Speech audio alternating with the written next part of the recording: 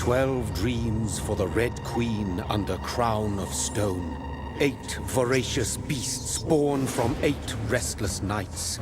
4 nails piercing the flesh of the sinner.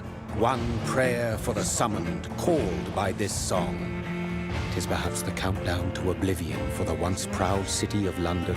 'Tis perchance her inhabitants' last dance alone to face death and pestilence. Confronted by the eerie and unknown, mortals became desperate for answers. A flock's flight makes for an omen, the falling of a star a dire presage.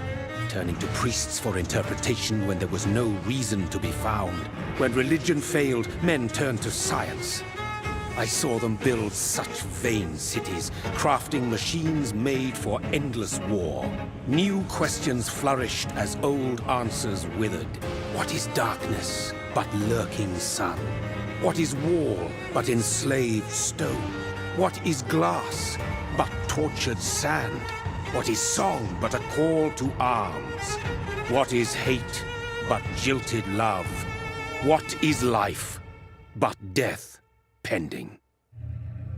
Death. Since the apple was plucked from the sacred tree, mortality was believed to be God's punishment. A righteous snare to keep mankind from ascending to the stars. They were all so wrong. Death is not a wicked thing, nor some holy retribution. A true punishment would be to never know its sweet kiss. Awaken from the harshness and be born once more.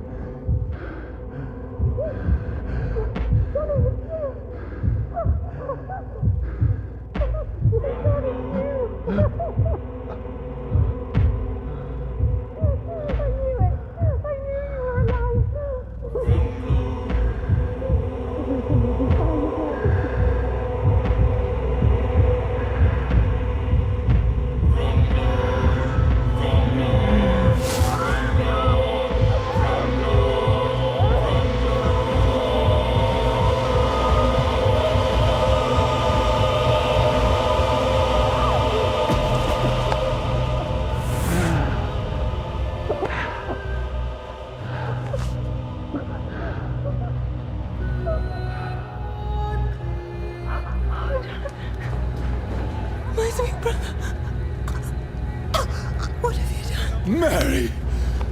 Oh, no! Mary!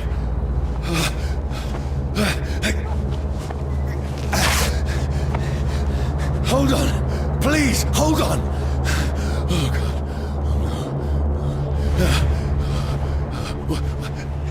Mary. Mary.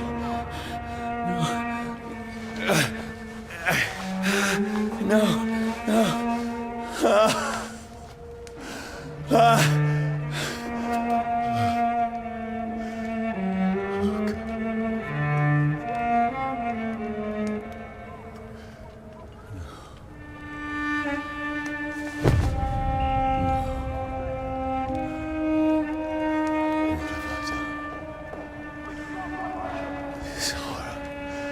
It's a nightmare.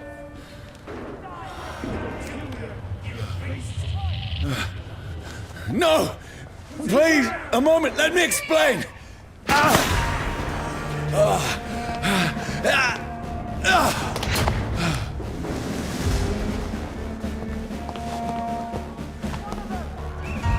These patrols are after me. Stupid beast! No! No! Don't shoot! This is a nightmare. Oh, Mary. What have I done? What's all this about? Has it fled? Shit, where'd it go? Now, I can defend myself. Kill that thing! Who are you? Stay back! Sorry, but you left me no choice.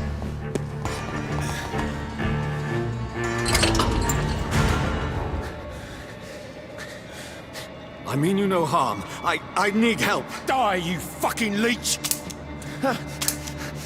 Please, listen to me. I can't make any sense of this. Shut up, beast! Who are you? What is this all about? What in God's name? I'll do the rest of the job. Just leave me.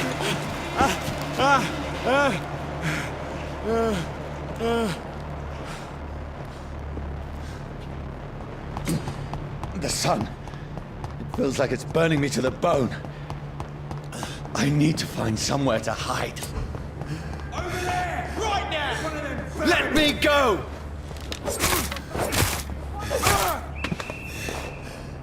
I need to find shelter. Is anybody there? What is this place?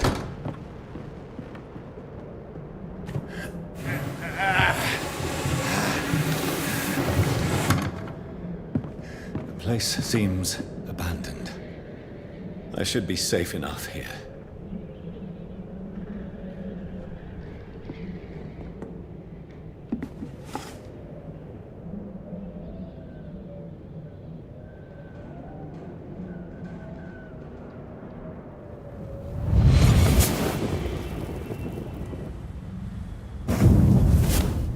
Brother, what have you done? Mary! Mary! Mary, I'm sorry. Whoever did this to us, I will find them.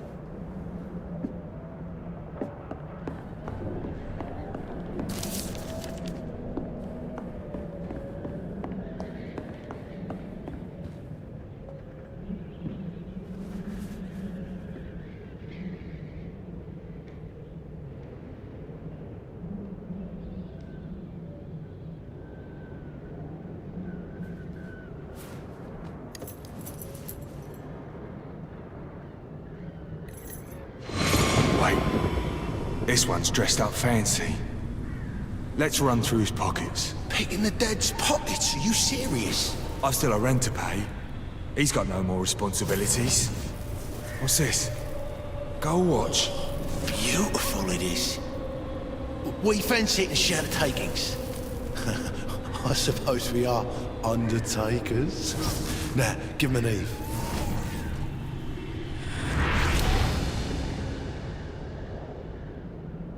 That's impossible.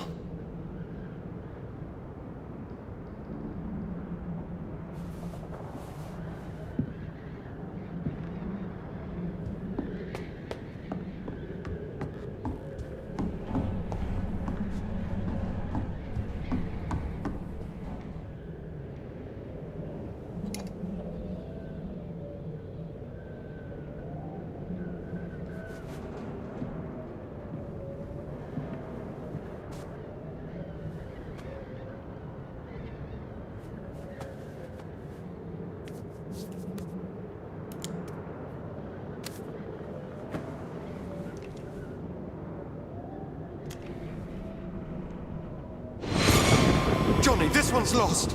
We need to leave. And now! No! There's time. I can save him. That's the enemy coming! The orders are to evacuate the hospital!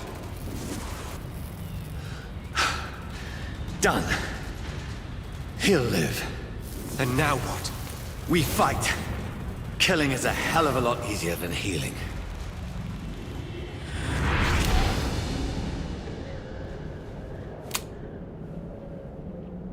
No, it never got easy.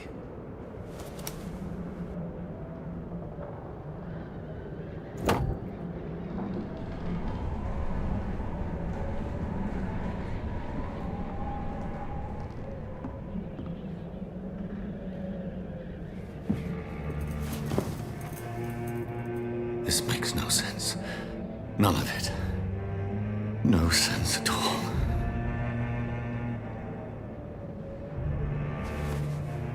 It's a nightmare. That's it.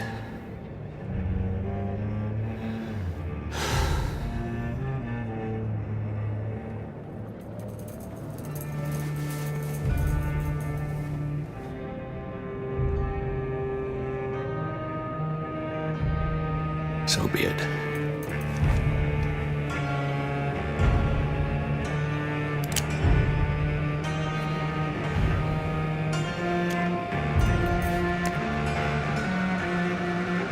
Rational thinking only.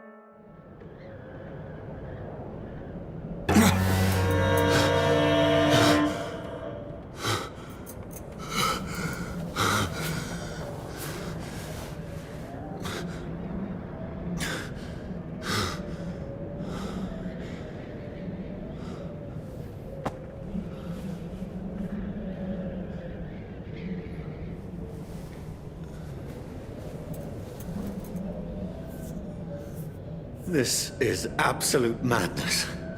I've lost touch with the real. Madness it is, as mad as the moon, who takes blinding sunlight into a glowing reflection.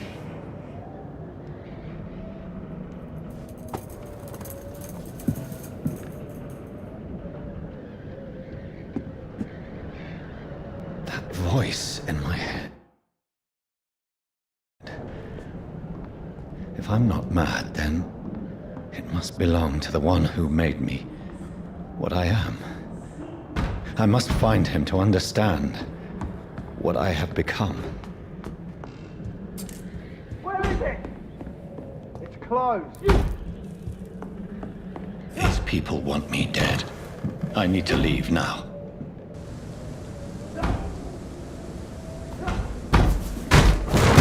Here's the leech. Here!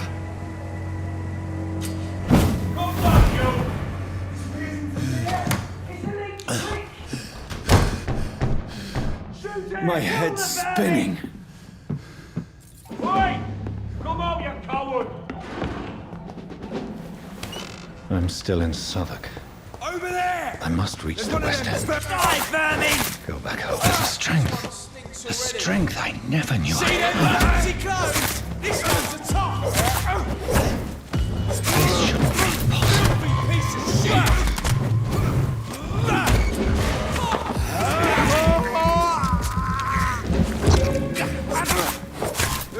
Every sinew, every fiber of my being is afire.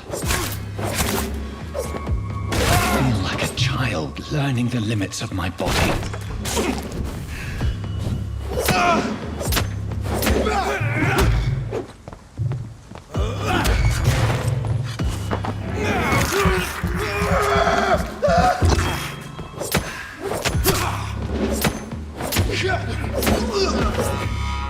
My strength, my reflexes. I'm not human anymore. My poor sister. If only I had controlled my need for blood. Mary, someone will pay for what happened to you. For what happened to us. The dizziness from the jump. I can now control it. What will London have to say to me? I've so many questions unanswered.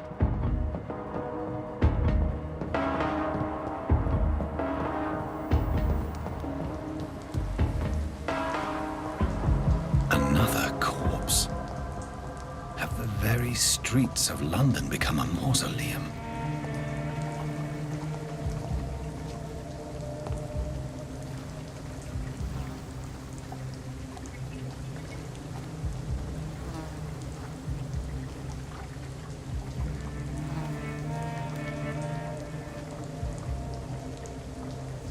The man has been drained of all blood, but I can still smell the scent of it. I follow the scent's trail. Perhaps it will lead me to my assailant.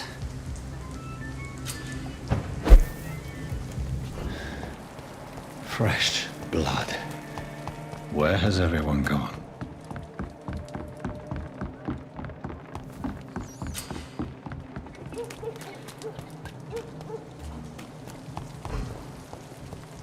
At last, a little life. Good evening, sir. I wondered if I could ask for your help. Wow, you look like you need a drink. Yes. I apologize for my outfit.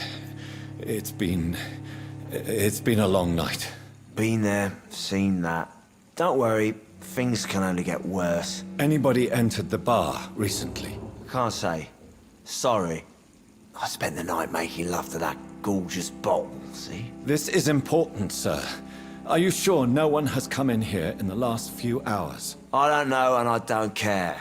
This is a free country. People still have the right to come and go, don't they? What's going on around here?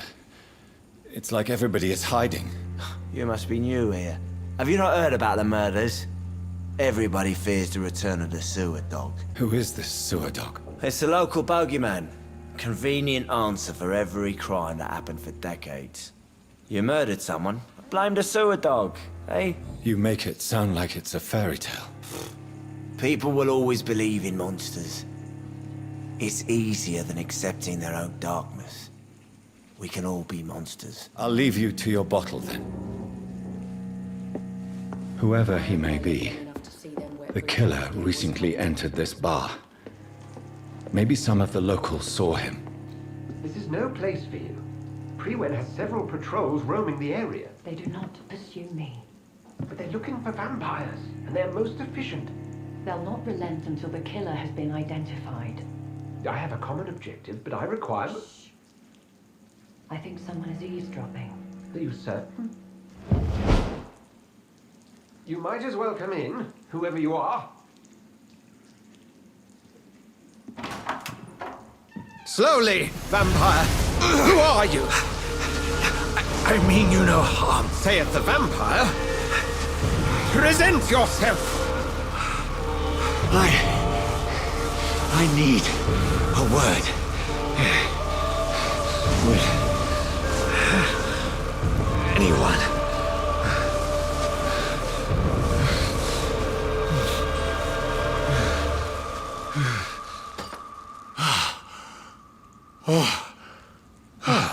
Well, that's something I can do for you.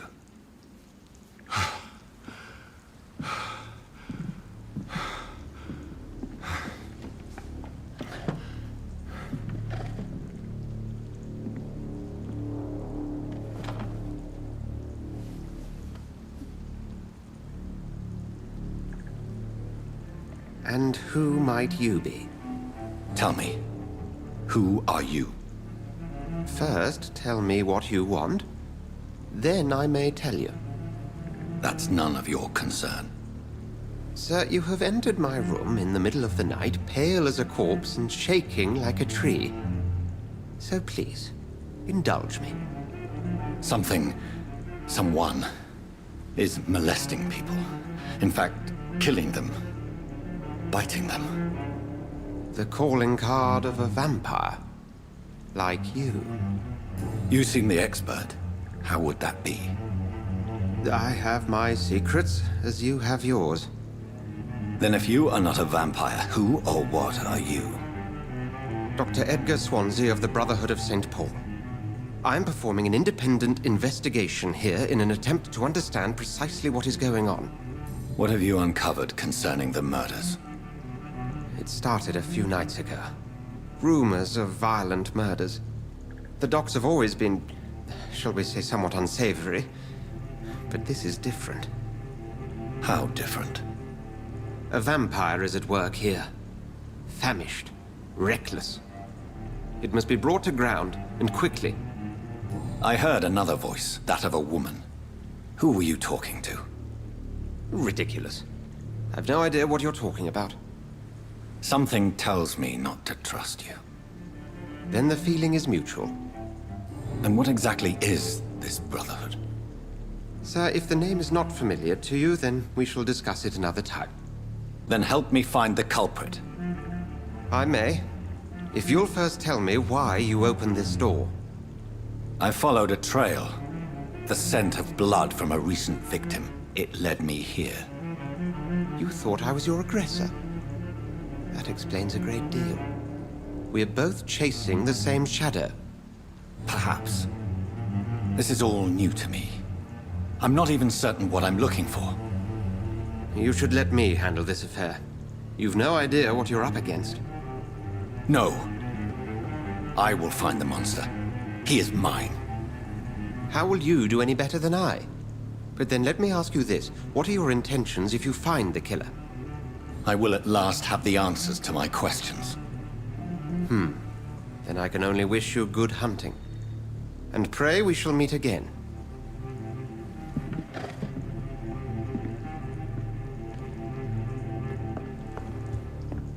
If Swansea is not my attacker, it means somebody else came here tonight.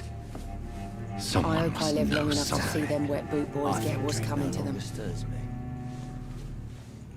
Evening, sir. Can I help you? I have a few questions for you. Well, if you must. I spoke to Dr. Swansea. He's not the man I'm looking for. Now, I want the truth. The truth? What do you mean? I suspect that someone else was here tonight. And I don't think Tom wants to tell me about it. I'm just the barmaid here, okay? If Tom says you're the only visitor we had, then you're the only visitor we had. I can feel your fear, madam. Please tell me what's going on. It's Will. William Bishop. He came in here earlier tonight and he... Well, I thought he was going to clock someone. Tell me about this William Bishop. Will was a sailor who worked at the canning factory before he lost that job. A nice bloke, really. He's never been violent. Until tonight. Why keep it a secret? Why not tell me about it? Tom's nothing if not loyal. After Will lost his job, he offered him one ear. They used to be good mates. But recently, well... Will started to get very aggressive. I see. Thank you for your candor. I'll be sure to talk to Tom.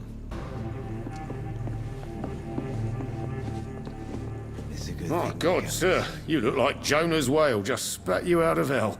Can I get you a drink? No, thank you. I'm not thirsty. Well, grab a chair and get some rest. This is going to be another long night. Tom, talk to me about the visit from your old friend, William. Yes, Will came by tonight, but he's not my friend anymore. I need to find him. It's a matter of urgency. Do you know where he is? You could try his boat. It's up by the North Pier.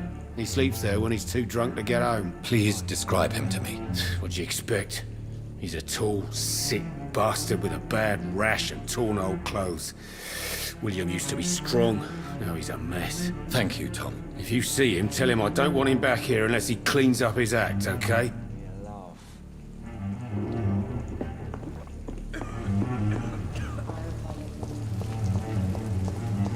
I will get to the bottom of this intrigue. What's been done to me, to this city.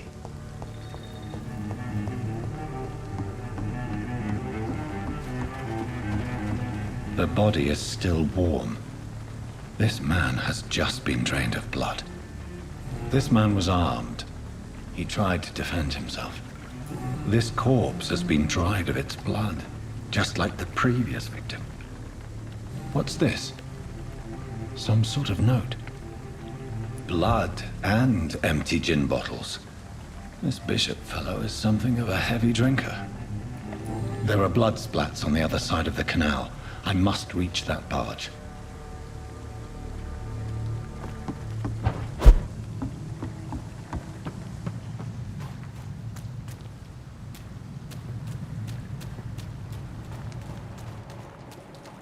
Fresh blood. The whole building reeks of it. The scent is so strong it makes me dizzy. This place reeks of bloodshed. I need a drink. I'm so Stay thirsty. with me, William. This creature is bedeviled. I must put it down.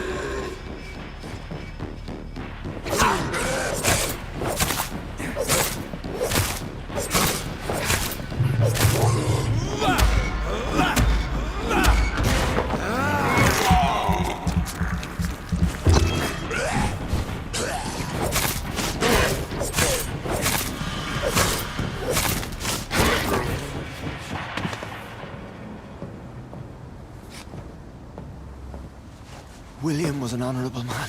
I could have saved him. Mr. Hampton, are you in there? I knew him well, another lost soul, a kindred spirit. Sir, listen to the sound of my voice. I'm a doctor. You're suffering from shock. I must return to my flock. They'll stray without me.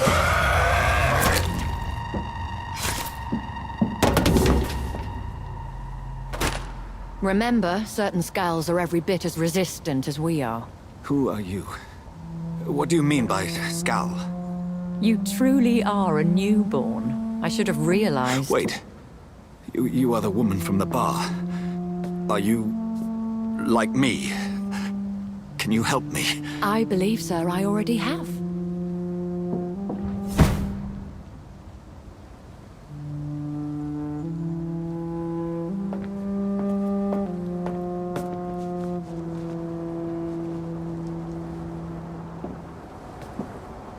By George and the Saints, you've solved the mystery of these terrible murders. Patience, good fellows, I've come to offer help. Just give me a moment to secure my boat. We can leave this awful place. William was not the evil man they claimed. He was just taken by the thirst. He needed his drink. This man requires medical attention. We'll see he gets to the nearest hospital. No, please, I must tend to my fold. My flock needs me. There, sir. Go with the good Dr. Swansea. He's resourceful, and I'm sure he'll take good care of you. You'd best come as well. The sun is soon to rise, and you'll need a place to rest. I just need a moment. If I can learn something about what has happened to William, I'll be a step closer to understanding what happened to me. This poor creature can't be my maker. Could it be some subspecies of vampire? I must find a place to analyze the blood.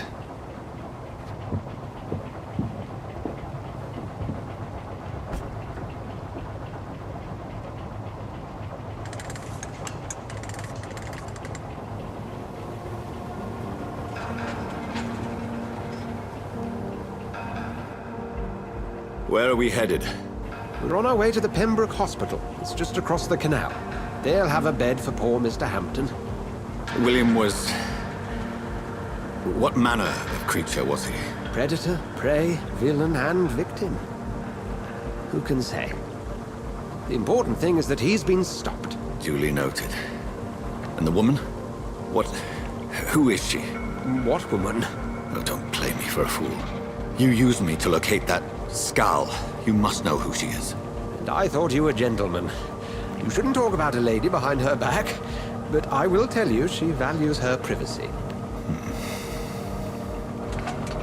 Were London as peaceful as she appears from the middle of the canal? If only that were the reality of the situation. To be honest, I've always tried to avoid this part of town. Pembroke Hospital is the last bastion between the rest of London and the epidemic. The flu has decimated the East End and the war still rages. Welcome to the front lines of a plague. This is where you work, Dr. Swansea? I am the administrator of Pembroke Hospital. I thought you were here in service of your mysterious order, the Brotherhood of... Of St. Paul's Stole, yes. But first and foremost, I'm a man of science. A physician, like yourself, Dr. Reid. How do you know who I am? No need for modesty. You are Dr. Jonathan Reid, a surgeon of some caliber and renown, if I'm not mistaken. You are correct, sir. I knew it! I had my suspicions. But when you took the blood sample from the corpse of poor William, I was certain. Dr. Reid, marvelous. Have we met? I attended 3 of your seminars before the war. I have the utmost admiration for your research. And what a turn of fate. England's most esteemed blood specialist returns to London a vampire. That word again. From a so-called man of science. I understand. Traditionally, the role of science is to refute myth, but when myth walks among us, the Brotherhood of St. Paul has dedicated its purpose to their study. There's so much for you to learn. Of that, you are right. Well, then let me be blunt. Join my staff at Pembroke Hospital. As a physician. I suspect you'll not find a better post of employment to contemplate your predicament. This is sudden. I was returning home to see my sickly mother. But alas, that was before contracting this affliction. Dr. Reid, take a moment to consider. The post would be for the night shift, providing a good explanation for your absence during daylight hours. You'll be adequately reimbursed, and have a place to hide. I even had the forethought to bring some clean clothes. So, what do you say? It seems I have little choice, but yours is a generous offer, so I thank you. Brilliant! Oh, Jonathan, this is one for the book, and the beginning of a beautiful friendship.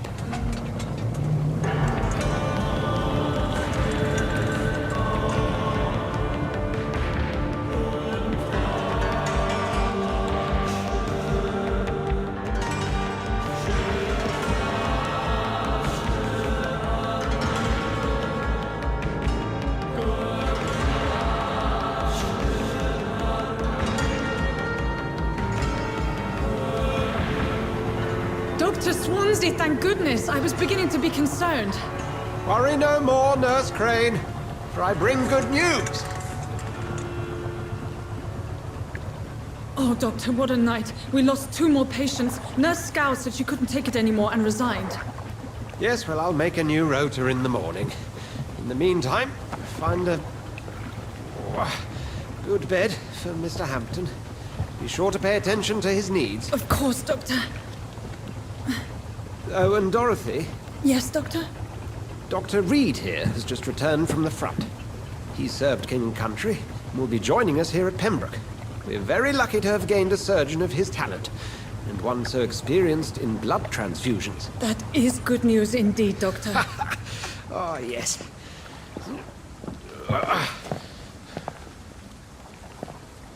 Here at Pembroke, it's not what we have, but what we haven't. It's only thanks to Nurse Crane and the staff that our ship doesn't sink. If you have any questions, just ask her. Duly noted. Thank you. Your assistance is required, Dr. Swansea, immediately. Welcome aboard, Jonathan. We'll catch up after my rounds. Coming, Nurse Crane. I'm coming.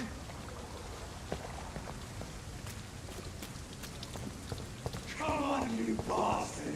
You can do better than that. It's my turn.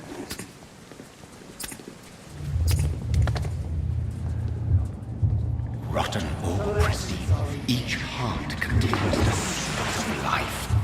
Drink at this river. Dry it all.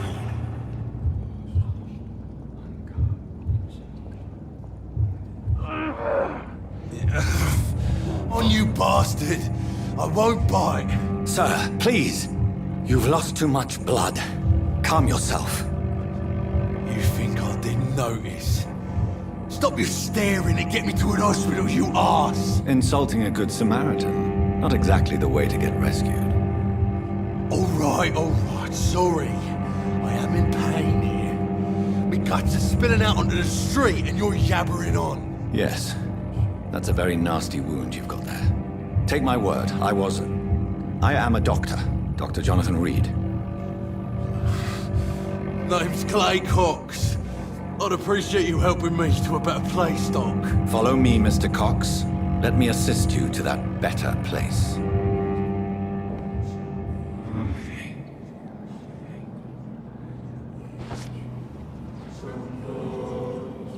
Bring this fading light into the shadows. dance with him the dance of life and death.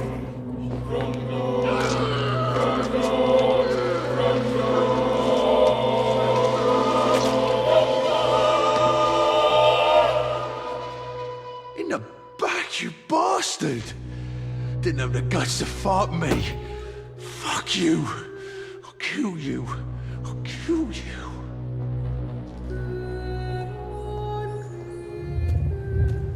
Taste a life, to embrace its most intimate secrets. Such a burden, such a divine sin.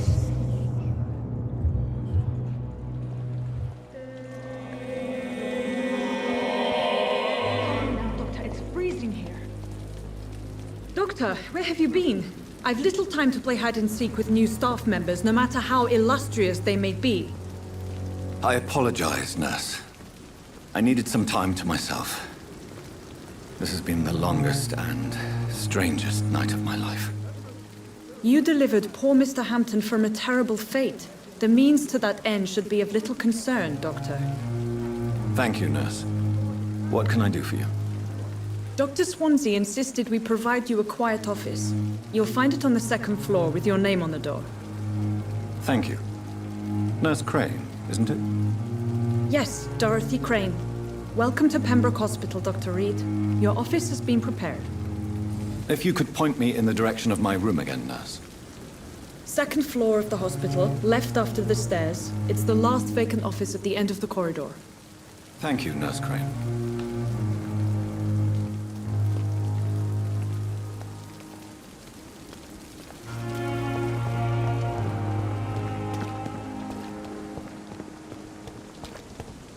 Dr. Swansea is right. This place seems perfect to conduct my research.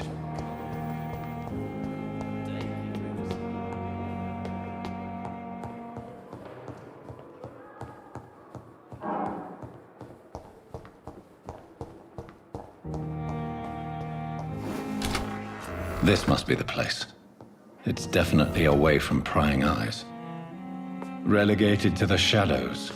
A kingdom of my own. At least I won't be sleeping in a coffin.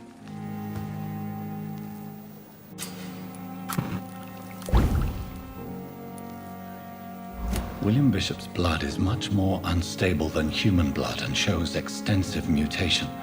But this is not what happened to me. I must keep on searching. The sun is about to rise. I can feel it. I'll continue tomorrow night. I have so much time now.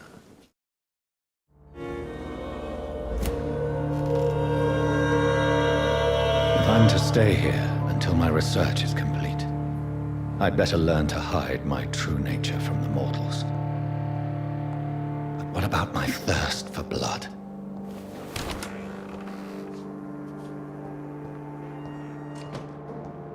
Yes, Nurse Crane? How can I help you? I'm so sorry. I know Dr. Swansea wanted you to rest, but we have somewhat of a crisis. A crisis, you say? Our supply of antiseptics is nearly depleted. I was hoping there was another box up here, but... What type of hospital are you running? No antiseptics? You have been away too long, Doctor. With the war and now this epidemic, supplies have been running scarce for months now. I may have a solution. In France, during the war, drugs shortage was a daily problem, and we had to use our wits to overcome the shortages. However do you mean? If combined correctly, certain household chemical products can be used in a pinch instead. Now, where's the hospital storeroom? The storeroom? Fat chance. This is the Pembroke, and space is luxury we don't have. Everything used to be stored in the old morgue. Perhaps I should look there first. Where is this morgue? It's the large building behind the hospital. You'll need to go in the back door because it's been sealed off for sanitary reasons. Take this key. It opens a small back entrance at the end of a narrow street. The abandoned morgue behind the hospital. A small door at the end of a narrow street. On my way then. Thank you, nurse.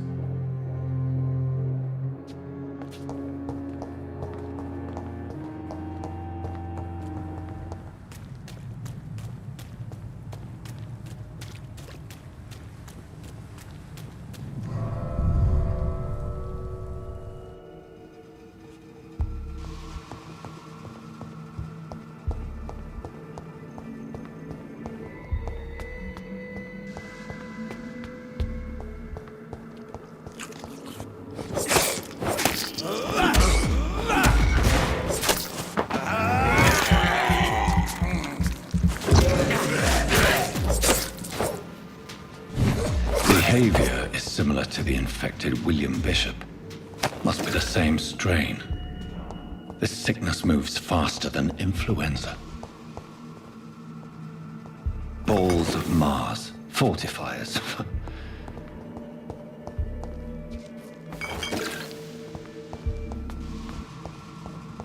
These scowls feed from corpses and the husks of animals. They're not after blood.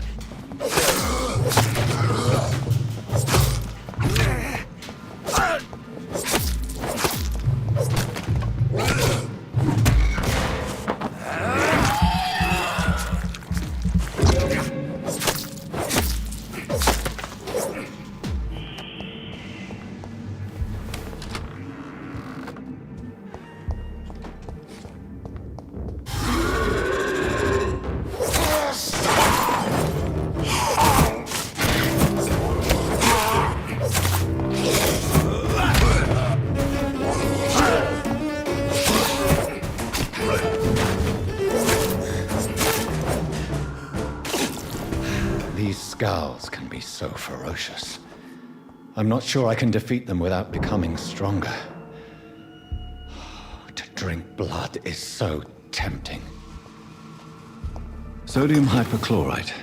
Dangerous to administer, but efficient in the proper dosage.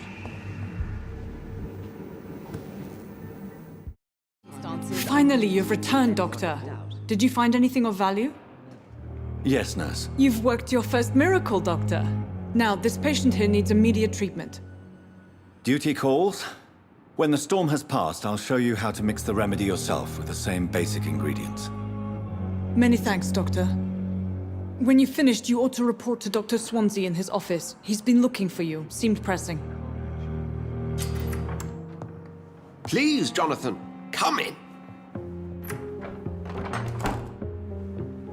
Fascinating, is it not?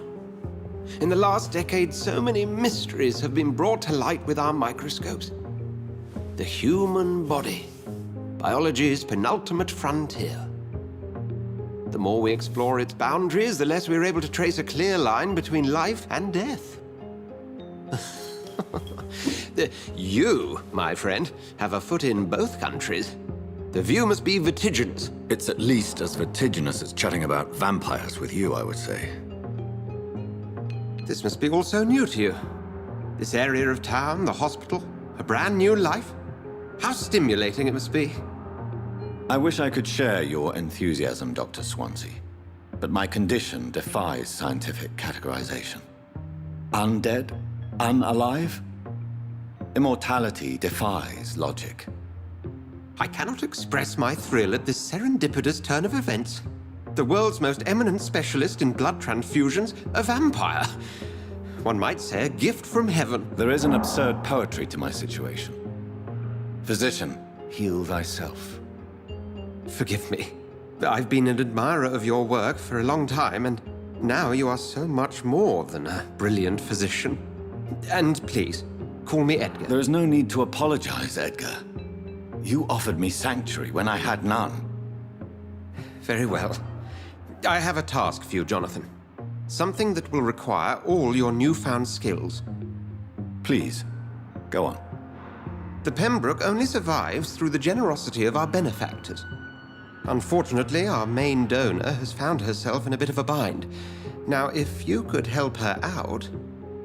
A spokesman or politician is what you need. That's not my calling. And until I come to understand what has happened to me, I require discretion. Discretion is in order, Jonathan. Lady Ashbury has recently received rather indelicate correspondence that, if revealed, would jeopardize her position. And you would like me to eradicate this threat? By the stole, of course not. I would just like you to pay her a visit. Her ladyship is certainly near the tents outside, tending the sick. You can't miss her. Look for someone impossibly delicate. Accepted. I'll see what kind of trouble Lady Ashbury is in.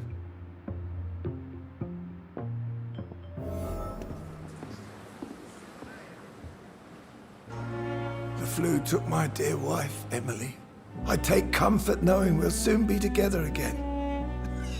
Mr. Rainfield, that's no way to talk. You're in good hands here, and we'll be up again soon enough.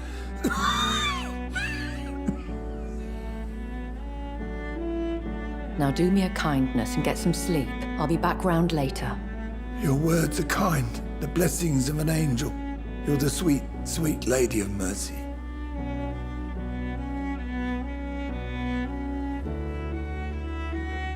Good evening, Dr. Reid. It's a pleasure to see you again. You seem surprised. Dr. Swansea has brought me up to speed concerning your recent appointment to Pembroke Hospital. You're a the lady who saved me that night, before vanishing into thin air. I remember you from the pub with Dr. Swansea. Indeed. Allow me to introduce myself formally this time. My name is Lady Ashbury.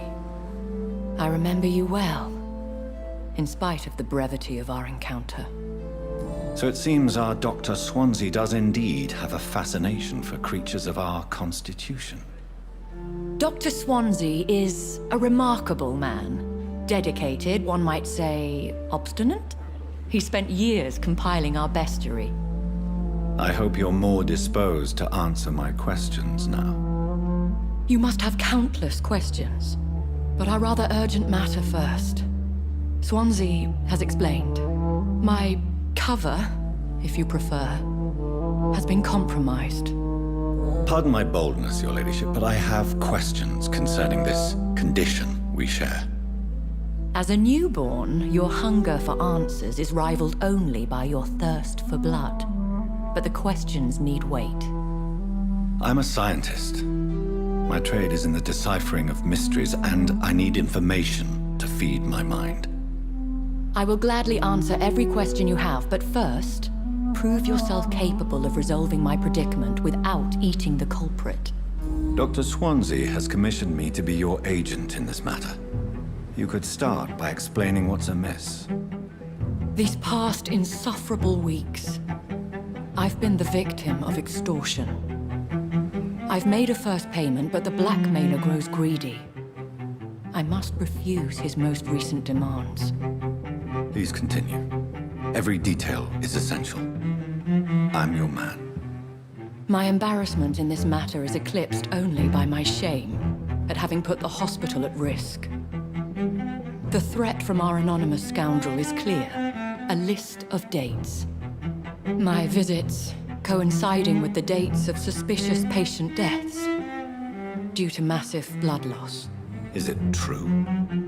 Now aren't you the blunt one? Excuse my impertinence, Your Ladyship. This is not an interrogation. I assure you that this line of questioning is in your best interest.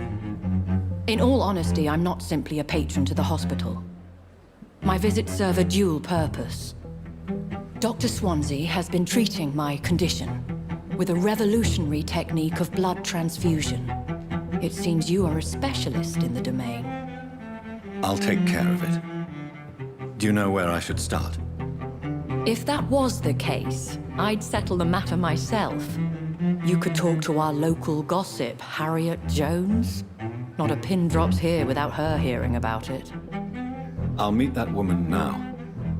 My life, as others know, is in your hands, Dr. Reid. I'm sure of your discretion, but I do fear your powers of persuasion will be put to the test. When this is resolved, I'll be your obligé. I'll answer all questions in regards of your condition.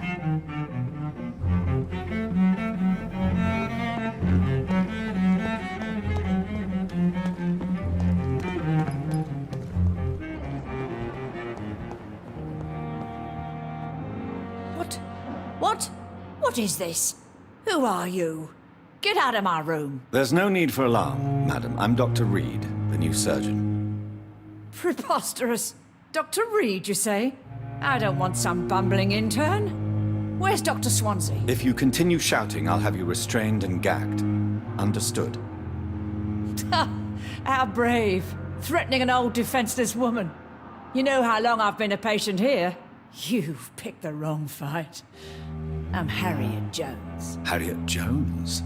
Indeed. I've been meaning to have a chat with you. You know what goes on here better than any other patient, I gather. Oh, better than any patient, nurse or doctor.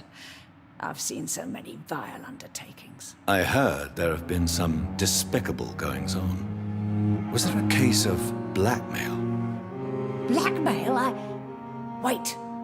You're investigating something. This isn't a social call. One of those incompetent cunts slit a poor sod's vein. I assure you, madam, this is not an investigation into a possible medical error. Debauchery, then? Nurses Crane, Hawkins, Brannigans, whores, all of them. They can't keep their legs shut. I've seen them scratching slutty sores. Really? Well, if you have irrefutable proof, I'll not have the staff behaving in such a manner here. This is your business, Doctor, not mine. But I swear one of the nurses is cavorting with some man on hospital hours. Thank you for your time, Miss Jones. You've given me something to go on. See you on the next round.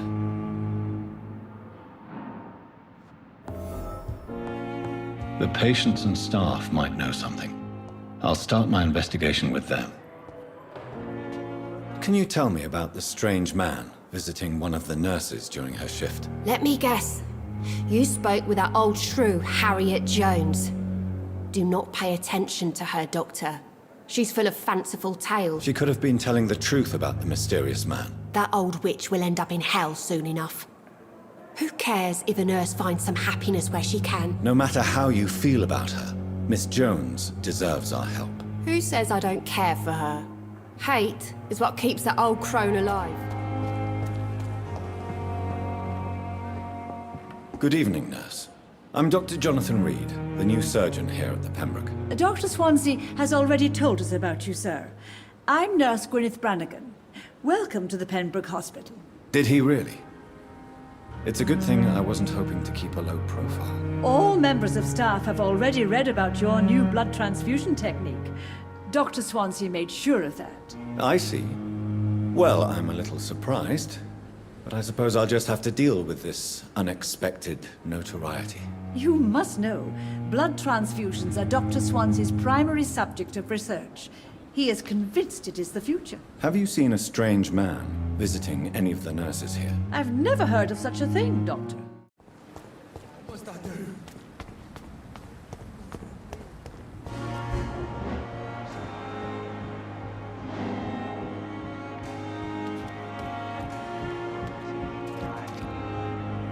You're sure you don't come back with me?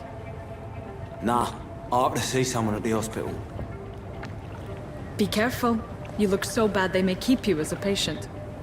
Fuck 'em. I don't like hospitals, or doctors. Well then, when you go back to Whitechapel, you may find this useful. What is it? A pass for a free medical exam by the best nurse available. Just read it. I don't read well, but thank you, I guess.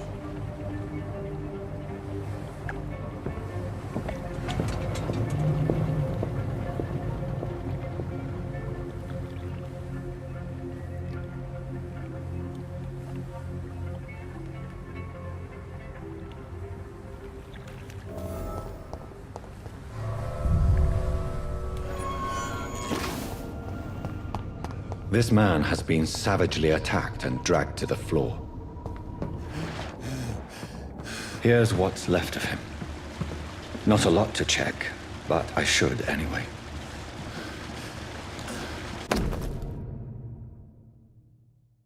Some voucher for a free checkup in Whitechapel. What is Nurse Crane up to? I really must find her.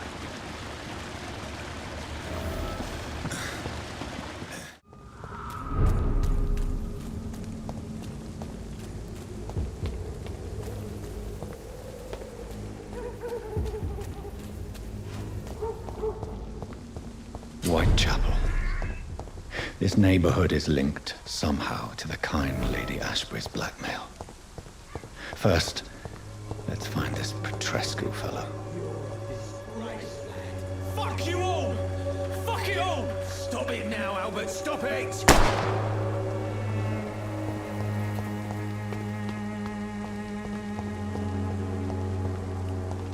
What? Shooting a boy in the middle of the street. Not the best thing to do, wouldn't you say? What? You saw what happened? Who are you? I'm Dr. Reid, and I'd like to ask you a few questions, if you promise me to set your gun aside. No. Look, I'm not a violent man. I'm Benjamin Palmer, doctor. And no one can help me. Not even you. Do you know Nurse Dorothy Crane from the Pembroke Hospital? Have you heard anything? It's funny, I've been searching for her too.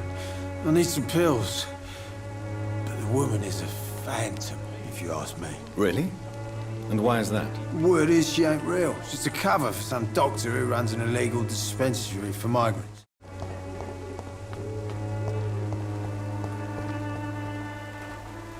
Good evening, miss. Do you know Nurse Dorothy Crane from the Pembroke Hospital? I'd like to know more about her. I don't like to talk about competition. Competition, you say? Never met her, but it seems she provides some sort of medical care to the poor. The whole thing has to be some sort of scam, if you ask me.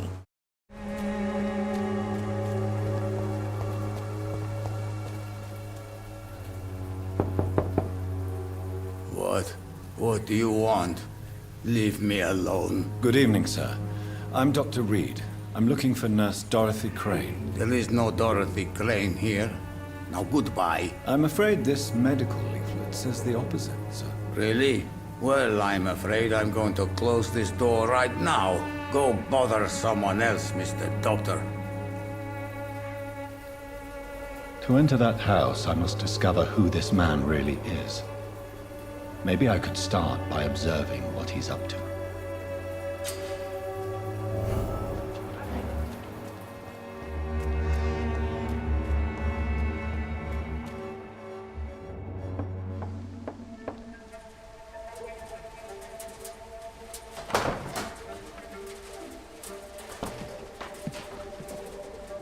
A strange man was at the door with a pass for our medical facility. I refused him entry. Darius, how could you know he didn't need our help? His clothes were too finely tailored to be for Whitechapel. Perhaps just a friend of that stray poet who is always about. Richard Nithercott? No, not of the same cloth, this man. I suspect some machination from that journalist. Clayton Darby. Is he still asking questions? Yes. I saw him drifting around St. Mary's Church. I swear he is tracking me just downwind.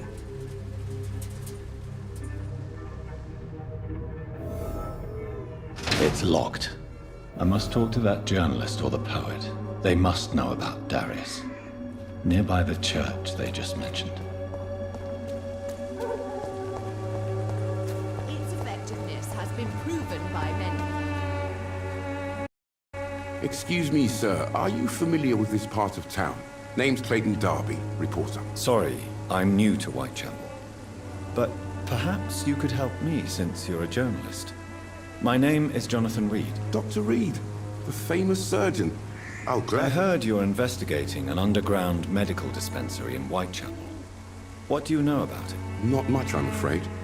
They are wary of strangers, and I'm not really an acquaintance of theirs. Why do you care? I'm a doctor, Mr. Darby. I care about everything involving public health and this epidemic. Are you sure you're not just concerned about the repercussions that a scandal involving a certain Nurse Crane from the Pembroke Hospital would bring? Without a doubt, you are a damn fine journalist, Mr. Darby. What do you know of her accomplice, a man named Darius? I don't know much about the man. He's very cautious. Never goes out. Doesn't seem to have any friends or family. He never goes out? No. A few days ago, he unexpectedly did. I followed him, but it was just a ruse to keep me away from his house. Really? How do you know? He went to the nearest mailbox, but just before posting his letter, he ripped it up and threw it away. The content of Darius' letter to his children could give me more leverage to enter. Darius is a bit less of a mystery now. It should not be that difficult to incite him to let me in. Mr. Petrescu, just 1 minute, please. You again? Go away. Sir, wait. Stop this nonsense. I know Nurse Crane is here. Shall we speak man to man, you and I? All right. Speak up. Don't you see we're on the same side? We fight to help the poor, sick, and abandoned. I'm nothing like you, Mr. Doctor. Yes, you are. You too believe in providing medical care without charge. You know what we have to sacrifice to make the world a better place. I have to admit your words have conviction. All right, I'll let you see Dorothea. Don't make me regret this, though.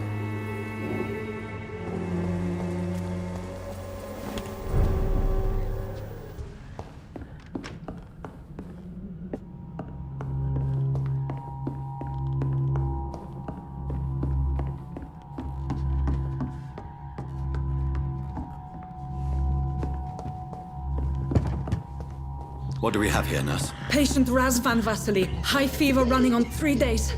Complaints of dizziness, muscle aches, and head pain. Diagnosed with influenza. Treatment?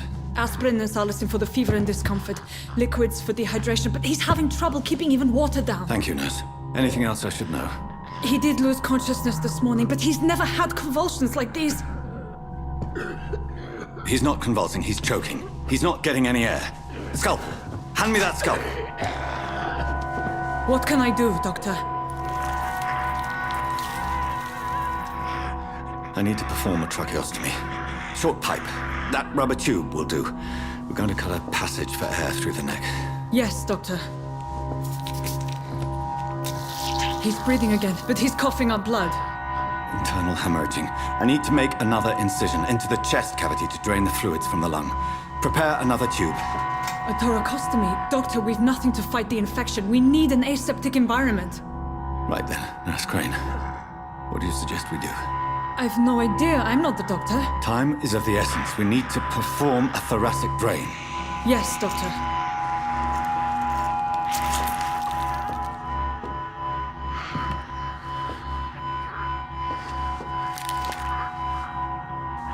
He's still bleeding, Doctor. I'm losing his pulse. The drain must have punctured the intercostal artery. There's too much blood. Are you all right, Doctor? I can't see.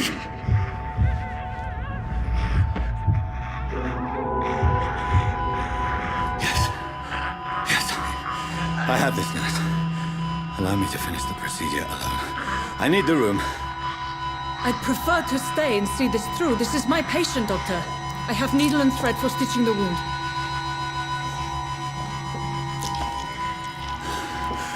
Good. The stitches are holding. How's he doing? We're losing him. We've lost his pulse. He's dying, Doctor! A dose of epinephrine, now. Yes, Doctor.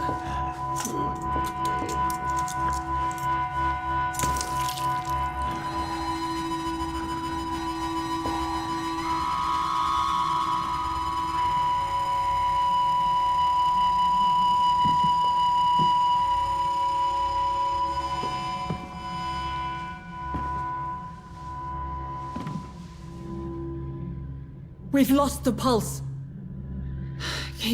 He's gone, Doctor. Nurse, we did everything we could. Truly? Everything you could? Is that how you'll report this in your log? Is this how the war went? Piling up one poor corpse beside the next? This was not an influenza-induced seizure. I've never seen symptoms like these on the continent. Neither have I. But the previous symptoms leading up to this attack were the same, indistinguishable from the epidemic. No. There was something more vile in these reactions. Something primitive. There have been numerous reports of mental breakdowns caused by the fever that accompanies the flu itself, Doctor. Yes, but... I'd best take some samples of the blood for analysis. I suspect it was more than intuition alone that led you to us. So, how might I be of service, Dr. Reid? The risks you've taken for your friends in Whitechapel are criminal, and you can pay dearly for them. Doctor, you think your warnings scare me?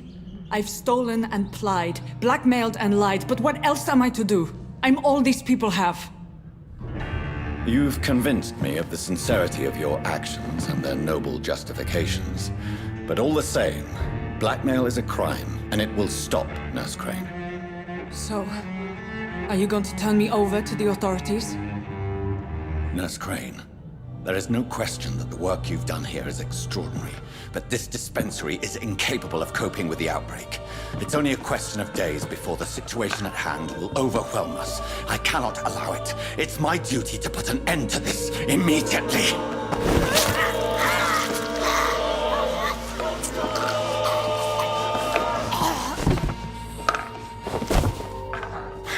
I'm not ashamed.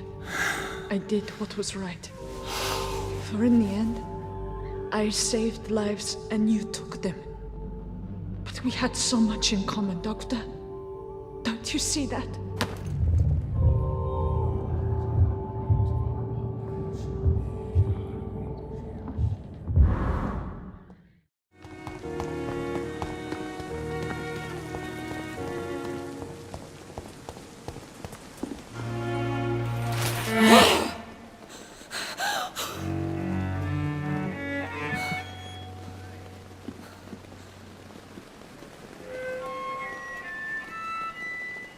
I would ask you to avert your eyes, sir.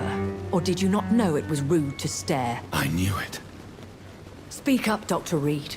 I like a man who speaks his mind. Hiding your true appetites behind a facade of compassion. Bravo. Very clever indeed. Spare me your sarcasm, Jonathan. You are but newly born in this world. So in the end, the accusation was true, wasn't it? The situation is somewhat awkward nonetheless.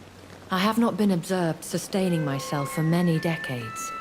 I have to say I'm a trifle embarrassed. Anyway, I have concluded my inquiries concerning your blackmailer. I see. Please excuse my agitated state. Under normal circumstances, I wouldn't let anyone see me in this condition. The case is closed. Permanently. You will not be bothered anymore by the woman. And who was this woman? If you must know, she worked under my employ as Nurse Crane. But I'll wager that's not what will be written on her gravestone. You killed her?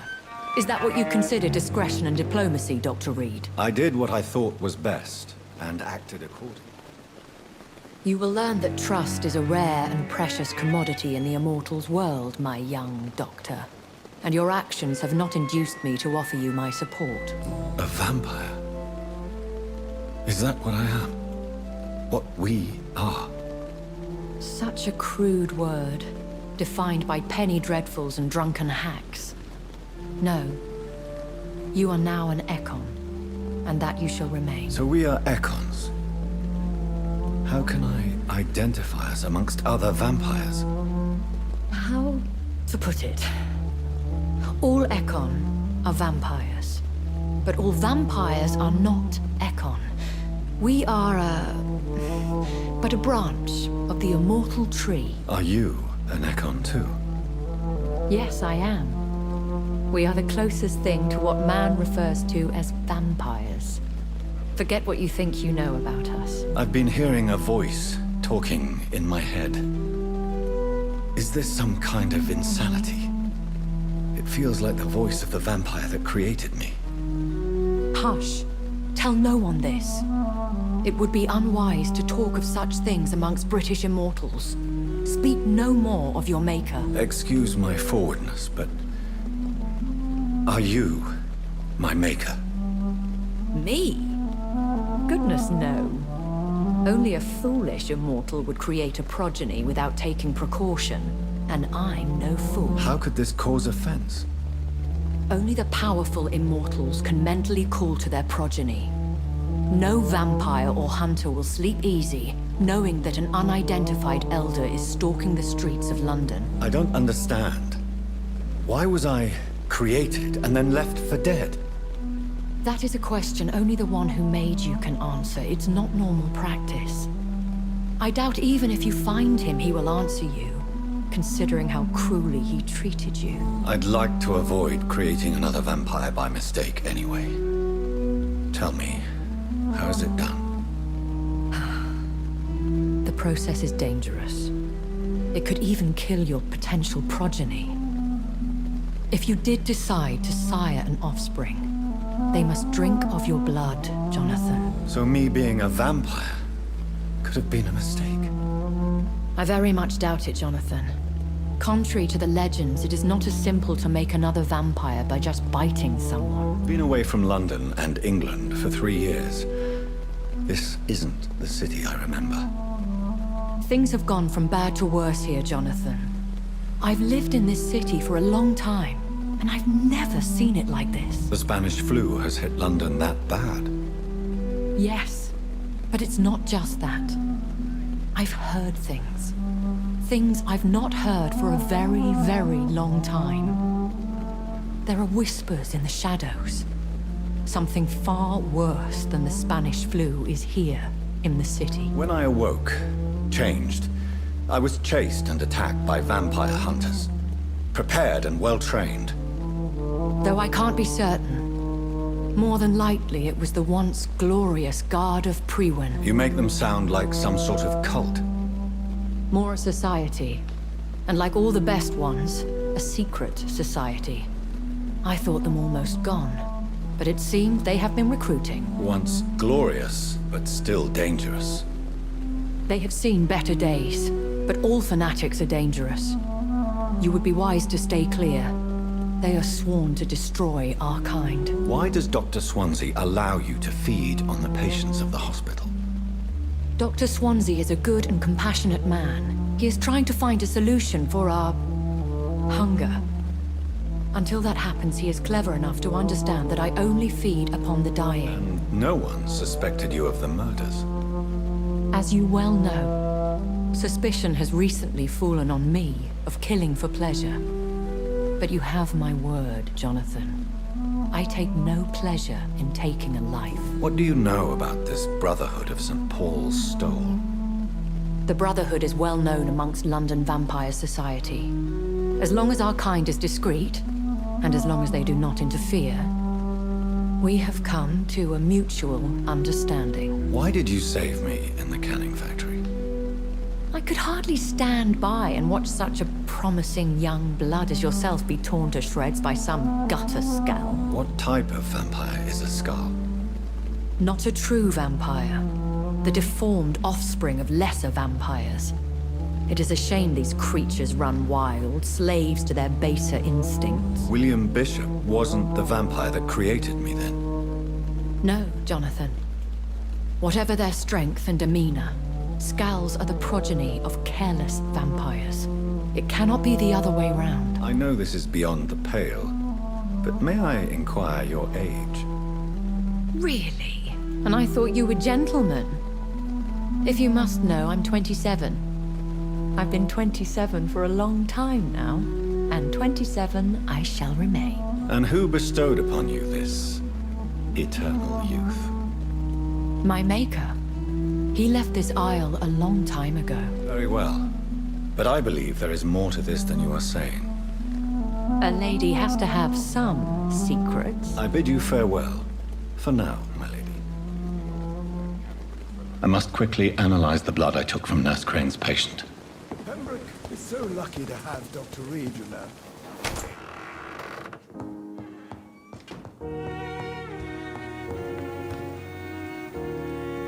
Razvan Vasily was infected by Spanish flu, but also has the highly unstable blood of the Skulls. Is the London vampire epidemic transmitted through the flu? I should talk to Dr. Swansea about it.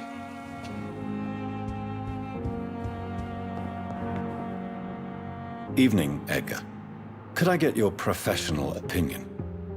Please speak, but I have something important to tell you. This strain of flu, it's very different from the one I saw in Europe. It's downright peculiar. Really? What makes you say that?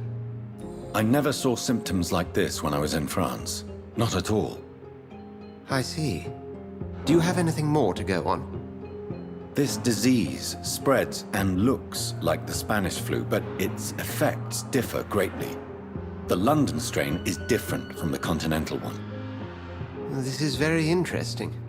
Did you find something else? Yes. Unlike the flu, the infected begin to show an increase in outwardly aggressive behavior. More than simple agitation. Once docile people become violent. You mean like rabies? Is there a chance we could create a vaccine, Jonathan, like Pasteur? By the stole, that would be smashing. There's a lot we're not seeing here. But it is spreading, and quickly. If we don't act, the whole city could be lost. But Jonathan, we've a fantastic opportunity sitting right here in front of us. A weapon of choice. What on earth do you mean? Why, you, my dear boy. With your expertise and your blood, we could isolate the properties that course through your veins. Think about the possibilities. But the risk of infection using vampire blood could compound the situation. I know, but your blood now carries remarkable regenerative properties. With our minds and your blood, there's nothing we couldn't cure. We'll discuss this more later. Thank you for your time. No, thank you, Jonathan. But as I said, I needed to talk to you. I have some rather bad news. Yes? I'm afraid it's your sister. My sister? She's to be buried this evening at Whitechapel Cemetery. Your mother published the obituary this morning. I see. I'm sorry, Jonathan. Please accept my condolences.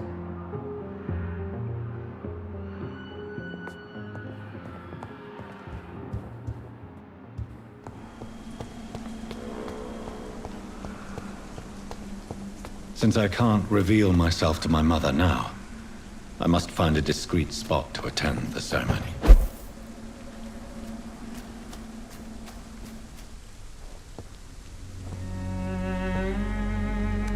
I am the resurrection and the life. He that believeth in me, though he were dead, yet shall he live. And whosoever liveth and believeth in me shall never die. We commend unto thy hands of mercy, most merciful Father, the soul of our sister departed, and we commit her body to the ground. Earth to earth, ashes to ashes, dust to dust.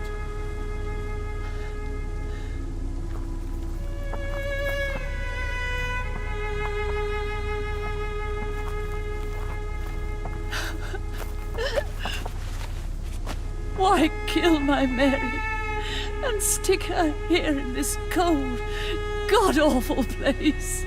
These are the legal requirements for the epidemic, madam. Oh, Avery, I feel so tired. Please take me home. Yes, madam.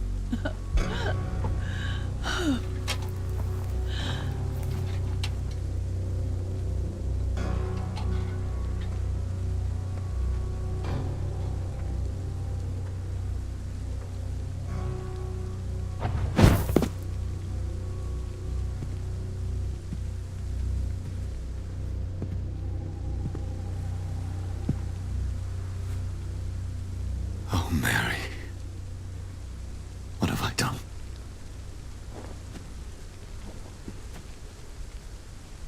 If I could only change one thing. One thing. This is a nightmare. Jonathan, there is nothing you can do but accept it.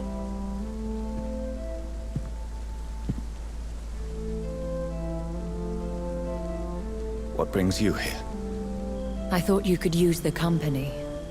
I am so sorry for your loss, Jonathan.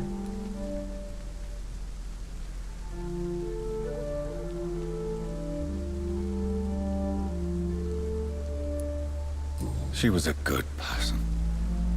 Vibrant, full of life. She was kindness incarnate, my Mary. You're a good person, Jonathan. And a young Ekon. A newborn cast into the night without so much as a candle to guide your way. She had been scouring the most dangerous parts of London in search of me. And it led to her death. Jonathan, don't. I still hear her last thoughts. They echo in my head. Her mind shattered, and it haunts me. Jonathan, stop. Listen carefully. You must come to terms with this. You must learn to live with what happened.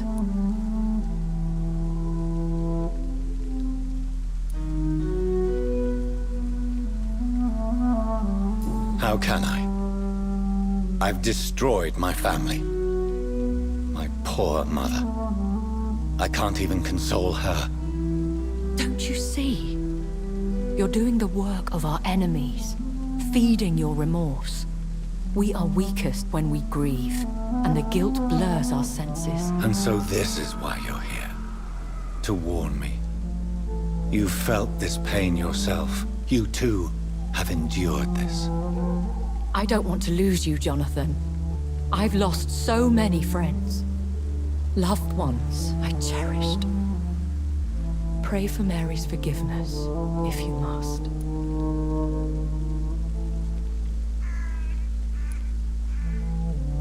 Thank you, my lady. I will. Good. But be careful. If I found you here, others may too. What should I do then? St. Mary's Church is not far from here. Go there and make your peace.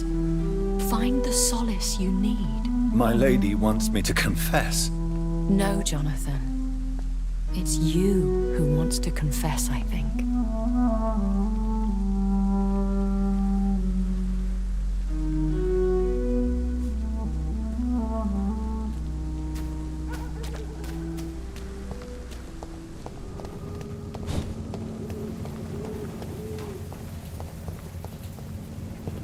And off to church he goes, a newborn seeking divine consent to lick the blood from the soft and pointy crown. Who are you? Make your stone. Newborn, you reek of guilt and pointless compassion. Shed your skin, forget your old weaker self. What do you want from me?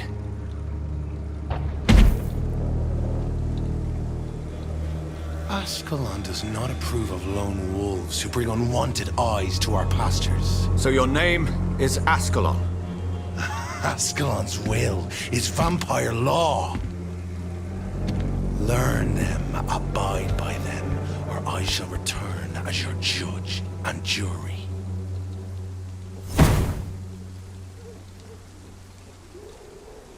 These immortals try my patience.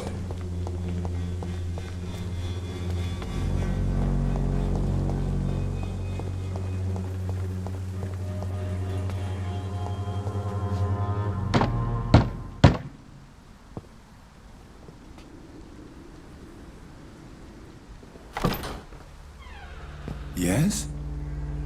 What is it that you want? I'm sorry to disturb you at such a late hour. No worries, my son. I'm still quite awake, having just returned from a funeral. Yes, I know. I've forgotten what I wanted.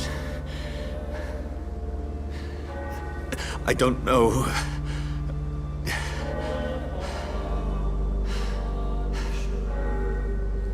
May I help you, child? You seem somewhat perturbed. I haven't the strength to cross the threshold. I wish to pray, to cleanse my soul. The church is shut by order of the bishop. But I'm still the vicar of St. Mary's, if that is any use to you, my son. You seem to me a good soul, vicar. But this is a personal matter. There are no secrets from God, my son. If your heart needs comfort, consider me your chapel. For I can be as silent as stone. I've made myself perfectly clear. This is a private matter. Your eyes burn with rage, yet I see the pain that lies beyond. I am here to lighten the burden of all God's creatures. Whatever you tell me is between us and the Lord. Very well, priest, as you seem quite adamant. Open your heart, my son. Tell me what burdens you. With whom do you wish to speak? Just know I cared for her. You seem so troubled by the loss of this girl. What happened to her? She has been laid to rest. That's all you need to know. I see. And how are you feeling, my son? Feel responsible. The pain is consuming me. I have a final question for you, my son.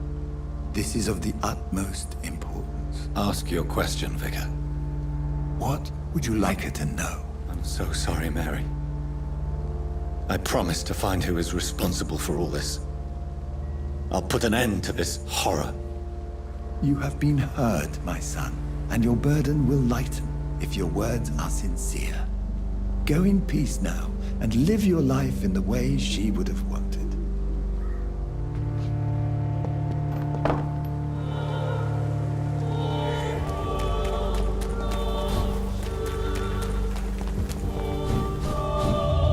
Remorse and pain are precious when binding you to the earth. You. I remember you.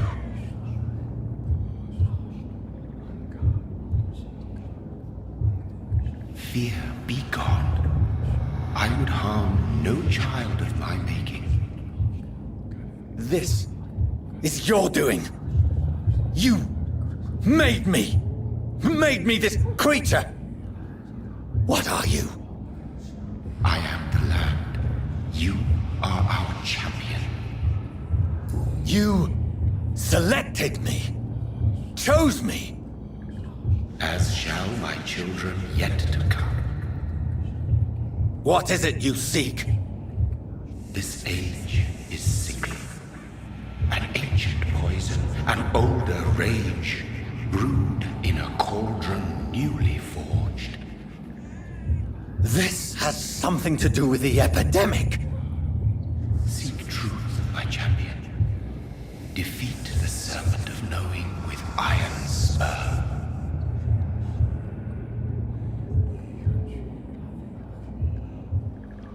I've had enough of others making decisions for me, pretending to know how I should feel or behave. So the vampire who made me is some... Thelma Howcroft said she was being watched by vampire hunters. Where are they hiding? I should investigate.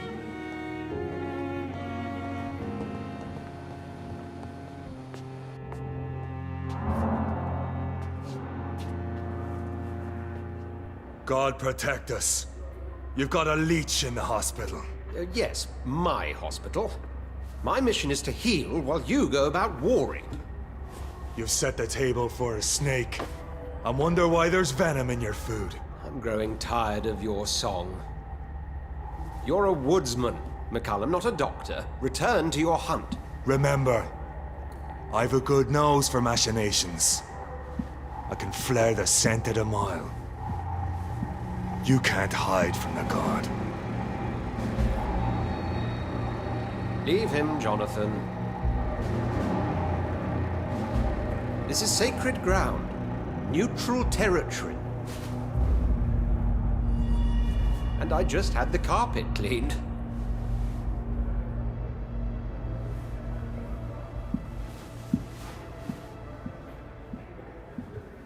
By the sacred stole, this is very bad news. Bad news indeed. What happened? The hospital has been attacked. We have injured patients, at least one dead and several missing. This has spiraled out of control.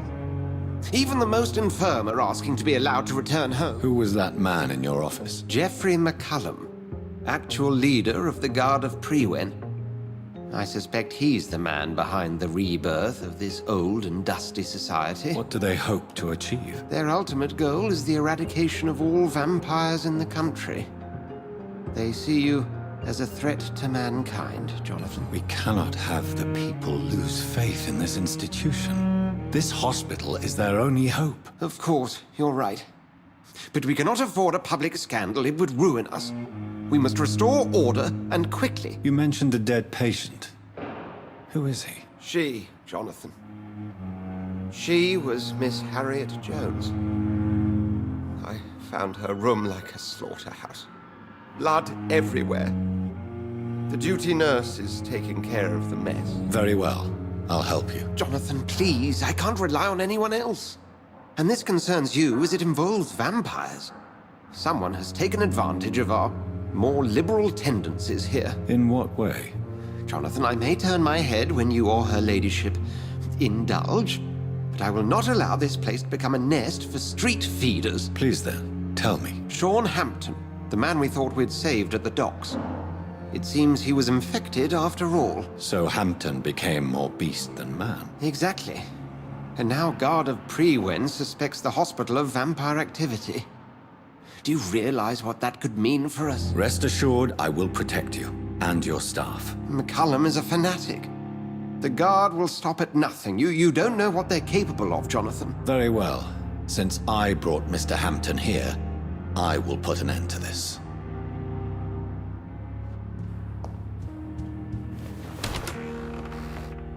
Sean Hampton lives and breathes for the well-being of his flock. There's no other place he would go but the docks.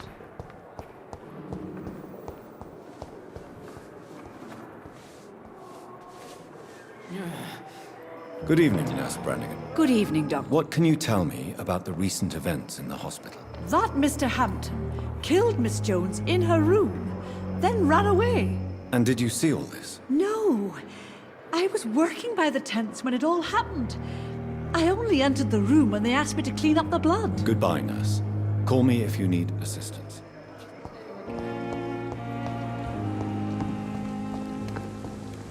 Oh, Jonathan.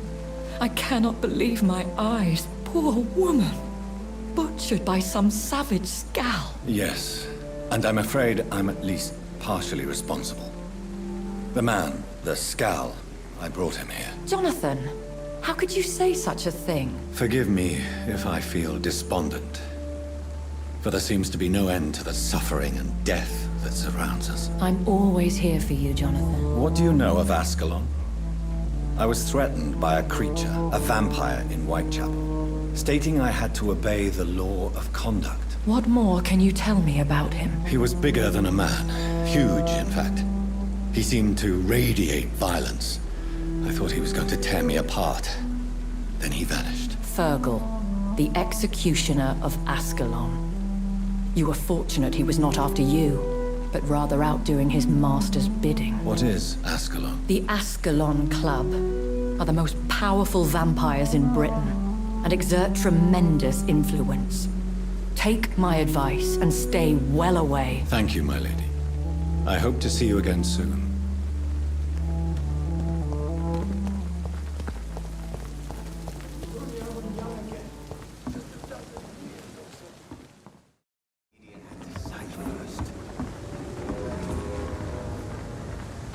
Good evening, sir.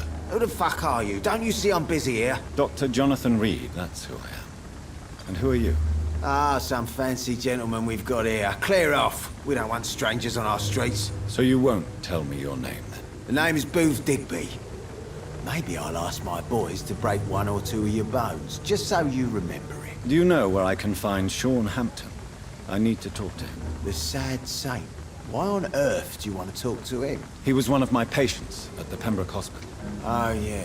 I heard the poor bastard had been abducted by some cunt.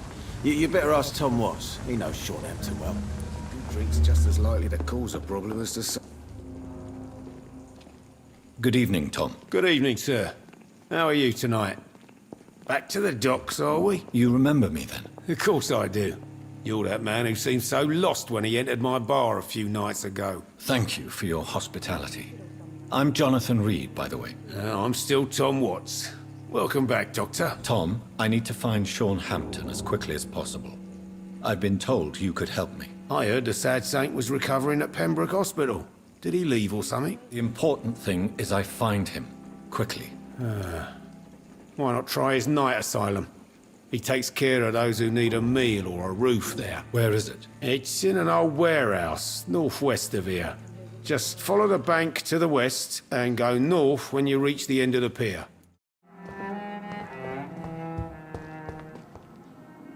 Why the long face, Doctor? How dare you welcome me as if everything is the same? We both know things have changed a lot, don't we? I'm still me in here, just more alive, as a Skal. It's a new beginning, Doctor. Since you left Pembroke, the amount of blood that has been shed, it's hard to believe you, Sean. Ask what you will. As the Lord is my shepherd, I will not speak a lie to you. Why did you kill Miss Jones at the Pembroke Hospital? Killed old Harriet? You must be mad, Doctor. Why would I do such a thing? People have been murdered. I've seen the blood. I don't believe you can be trusted. Have a little faith, Doctor. If you will follow, I will guide you to the light. How do you plan to do that? Take this key of the old sewers. The entrance is by the riverbank, south from here. There you'll find all the proof you need. Very well. You have definitely intrigued me. I hope you're right, Sean. I'll be here when you return. If you still think I'm a threat then, well, I'll surrender myself to your judgment.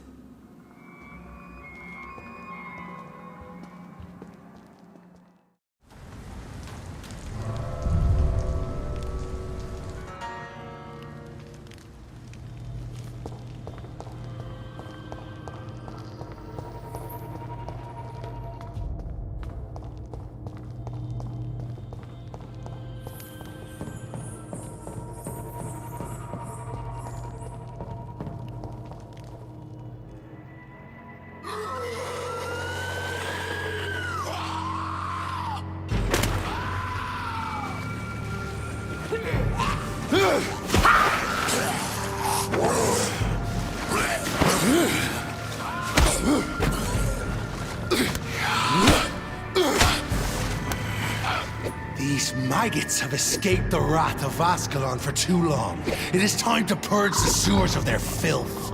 You again! The one they call the sewer dog. Hold your tongue, newborn, or I'll crush you like a maggot. You've let the beast consume you. Finally! A touch of lucidity. To respect the laws of Ascalon!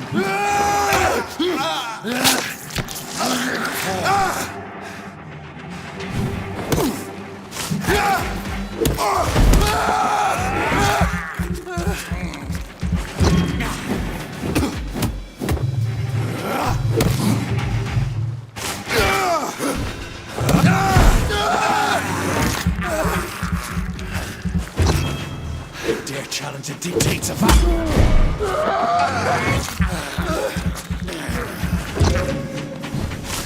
you vanished, I'll slaughter these Skals while singing your name!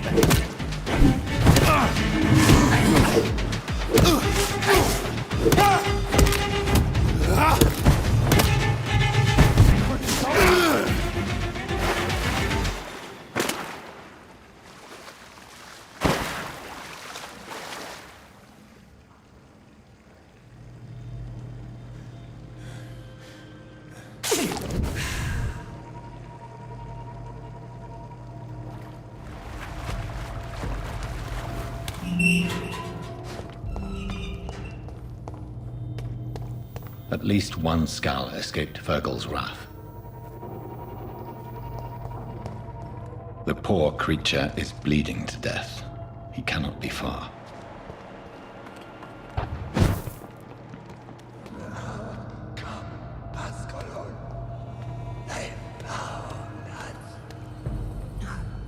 Safe we are, still. Drink now. Bless you, Bridget. This isn't the blood of a vampire, but it will quench your thirst. This is our domain, not yours.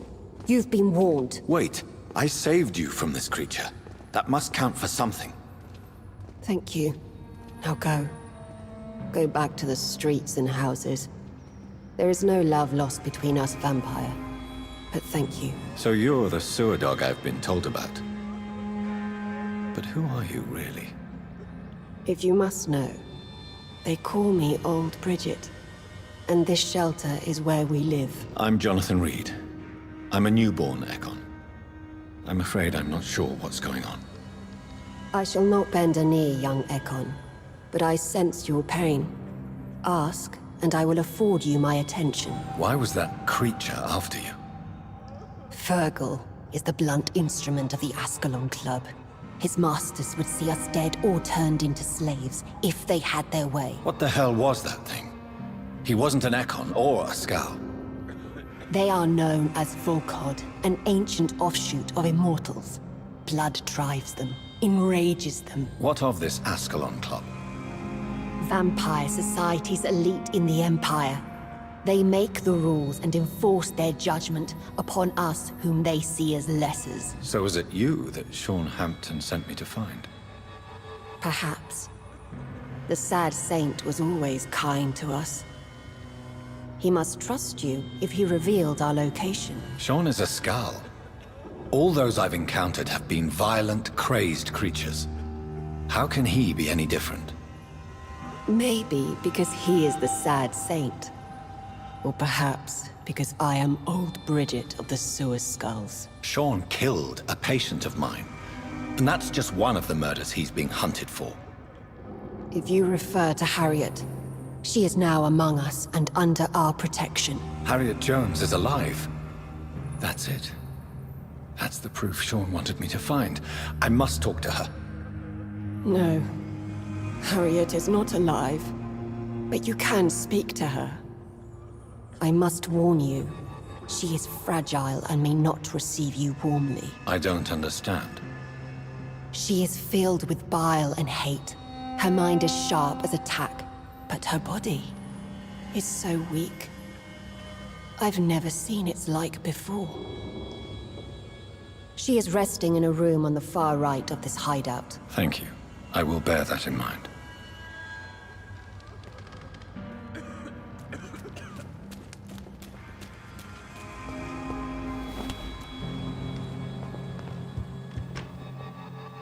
Hello, Harriet. Do you recognize me? Yes, you were from the Pembroke Hospital. The young doctor. So full of secrets. I've so many questions I need to ask you, Harriet. If you would. I love questions. As for the answers, you may not like them. Your room. The blood. What brought you to fake your death in such a gruesome fashion? To see if I would be mourned. Do you take pleasure in causing so much pain and sorrow? Nobody gave a damn about me. Not a tear shed. Poor Harriet. Always the discarded. Why flee with Sean Hampton? Oh, it's always a pleasure to see a saint fall to sin. But the coward still won't kill. I have a question of the utmost importance to ask. Will you answer? Questions, questions, questions. The good doctor, always searching for answers. Do you remember what you did after leaving the hospital? Did you kill anyone? First, a question from me. You answer first. Very well then. What do you want to know? Are you like me? Are you also dead? We are not dead, Harriet. Death no longer pertains to us. We are different. I like what I am. I truly do. I relish the pain that courses through me. I know you fled the hospital with Sean Hampton. Did you or Sean kill anyone in your flight? Anyone? Try and remember. I will not lie.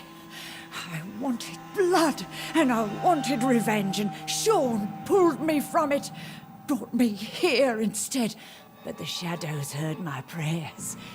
The shadows killed that bastard. Shadows? Tell me what you saw. The shadows, they heard me and answered. Something in the deep darkness, quick, deadly. It asked me if I wanted revenge. I answered, yes. And these shadows, this presence, do you still hear it? Was it a vampire? Did Sean see it? It spoke only to me, and now it is silent, but it is born of hatred. And it will kill again. And it hates you, Doctor. Oh, it hates you. What makes you say that? It It whispered your name, Dr. Reid. It wanted to know who you were and where you went. Questions about me? What did you say? Nothing, Doctor. I said nothing. There was nothing it didn't already know. Oh, I'm tired now. Let me rest.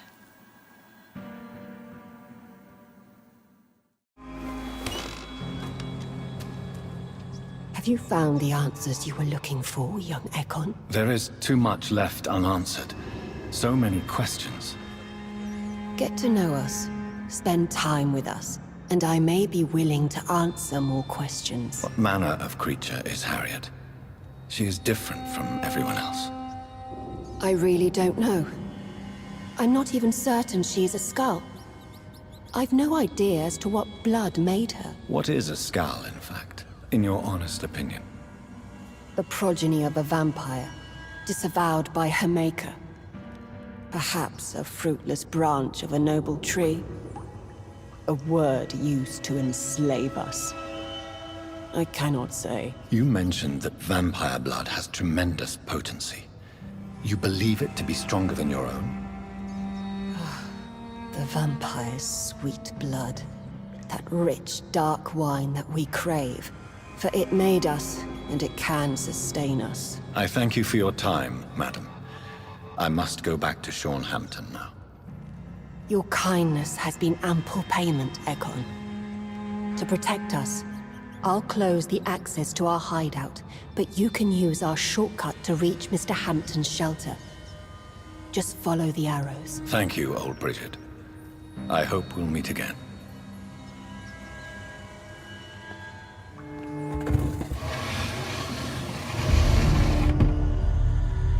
Welcome back, Dr. Reid. Would you like to take communion with me now? Sean, are you eating raw flesh? It is the sacred flesh of the mortal lamb. Our Lord's bountiful transmutation for the sustenance of his believers.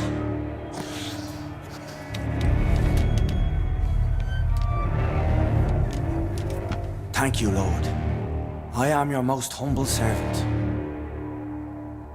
So, true to your word, you waited for my return. I told you, Dr. Reid, I was a man to be trusted. Did you have words with the poor Harriet? You make no distinction between the living and the skulls, do you? We are God's children, Dr. Reid, one and all, and he's determined to save us. Harriet, Miss Jones, has been behaving in a most violent manner. She's going to need special attention. That's precisely the reason I brought her here. To meet old Bridget. She's the guide Harriet requires. Harriet is possessed by her hatred. You cannot let her roam free. She's dangerous. She has joined her own kind, Doctor. Old Bridget is a saint to the younger Skulls, guiding them to salvation and peaceful existence. I believe I've learned all I need to know. I'm certain you've killed no one, but one day I believe you'll cross the line. Logic is a false prophet. Faith is the only path to salvation. What do you mean? We have been blessed with God's eternity. We are the instruments of his divine will. We shall feed the hungry forever and ever. Amen. Let's simply agree that all are one and the same. In death, I mean. Give yourself over to God, Doctor. Expel your urges and kneel before the Lord in praise. These urges. You know the hunger will never be satisfied. I've come to embrace the everlasting craving. I have sworn to feed only upon the flesh of the dead. It is now my sacrament. Take, eat. This is my body. So saith the Lord. I believe you, Sean. In fact, I envy the peace you found, and will remember it. There is love and compassion in your heart. You only need to give it wings. Thank you for your kind words, Sean. Continue your noble efforts. You are a good man in bad times.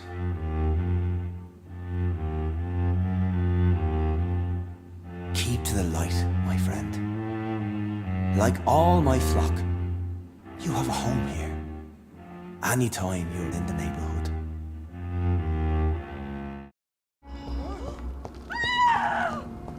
Another corpse thrown in the streets. Someone's playing a very sick game. I know this brooch. This is my mother's. A birthday gift from father. 29 Pretty Orchard Street. That's near Poplar's district. Why would this man carry off my mother's brooch? I must go there.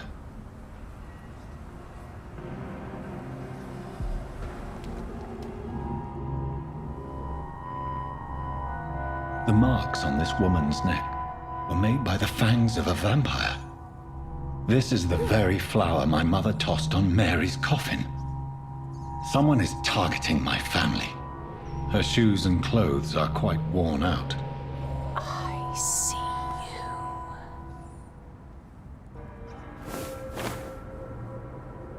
Right then. It's a sick game. But given no choice in the matter, I might as well win it.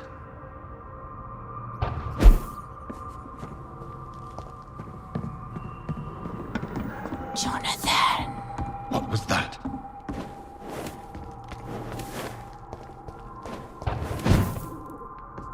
I won't let you escape. You're very fast, but I'll catch you. Come to me.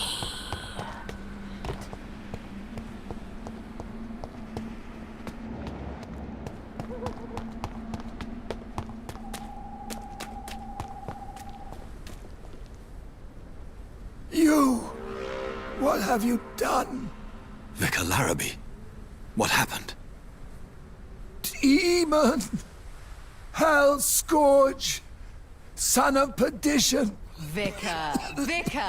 Jonathan's no demon. He's just a soul. Returned from the dead. Like your Christ, Vicar. Mary, is it really you? Oh, it's me, all right. Precious brother. What is Mother doing here? I'm gathering the family for a final reunion. All smiling, all dead. Thanks to the good Dr. Reid. Mary. Mother, say hello to your son. Hello, Jonathan.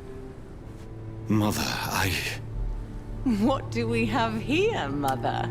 The prodigal son has lost his tongue. Our Jonathan always had the first and last word at dinner. The entertainer, the star of our show. I'm sorry.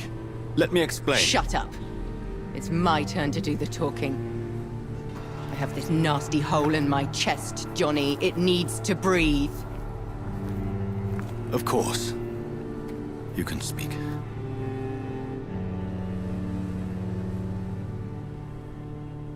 My prayers went so long without an answer. My husband, killed in France. My child, carried away by the flu. My brother promising to return in his letters, then disappearing in thin air. I went from hospital to hospital. Cemetery to cemetery. Grave to grave. I've lifted every stone in London, searching for an end to the nightmare. And there you were. In front of me. On a dark pier. The hunger had taken me. The joy to have finally found you. I longed for your arms, a final happy ending to so much tragedy, to tell me all would be well again, as you did when we were children. It was this filthy dock where you greeted your sister. I dug a tunnel from my grave with my fingers and teeth.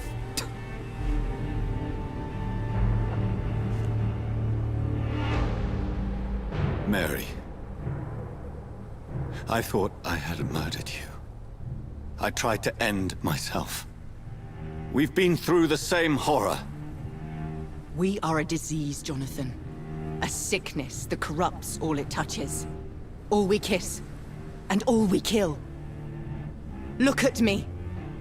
Admire your ilk. I'm so sorry. Apologies will not suffice. I demand reparation. I want a miracle. Are you a miracle worker, Dr. Reid? No? I'll show you mine then. The family Reid, reunited and complete, living forever in a red sea of eternal love. Time to go, Mother. Say hello to my son for Mary, me. wait. I have made friends with vital knowledge. Vampires. We are not alone, Mary. With time, we can learn to live almost as we lived before. How long? What? How long will this masquerade continue? I've been watching you. All these nights in Whitechapel pretending you're still a doctor. You believe you're just fighting a disease. But it's you, the disease. Jonathan, you! I'm a scientist. I'll find a solution.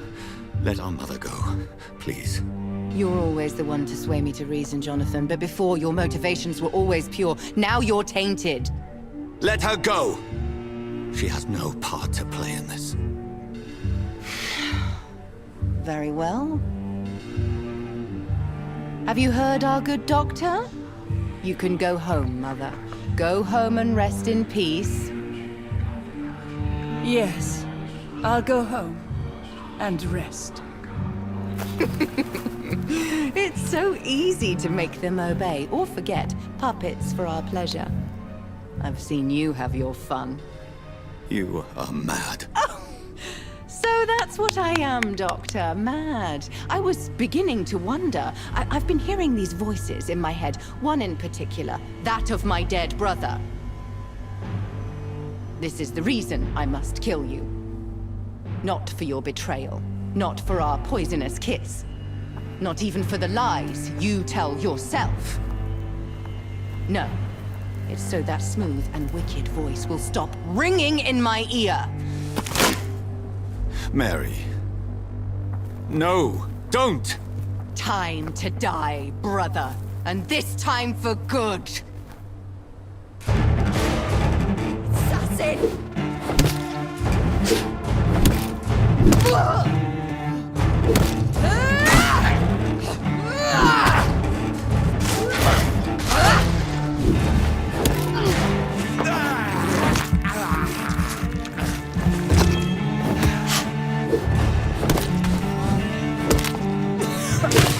Come to me, Jonathan.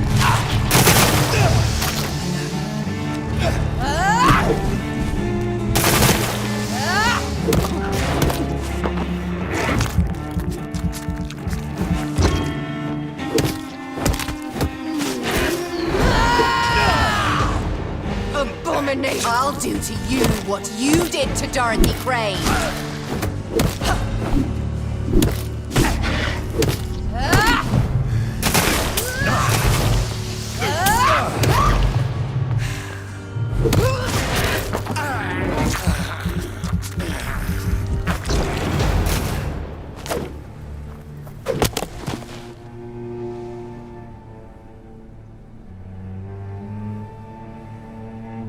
Well, brother, it's time to bring this conversation to an end. Forever. You know I will not play this game. Calm now, Doctor. Like a rabid dog. Or think you're performing an autopsy. Don't be ridiculous. I'll kill them all. The kind Dr. Swansea. The sweet little lass with hair of red. I am the harbinger, bringing your punishment. Mary. Don't you see? This is not me. Flesh that never ages. All nightmare, no dream. Bring it to a close. Let me sleep.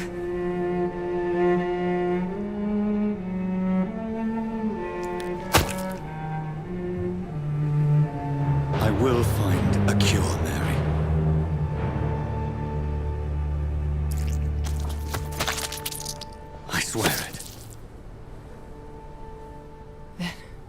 At last, I can forgive you.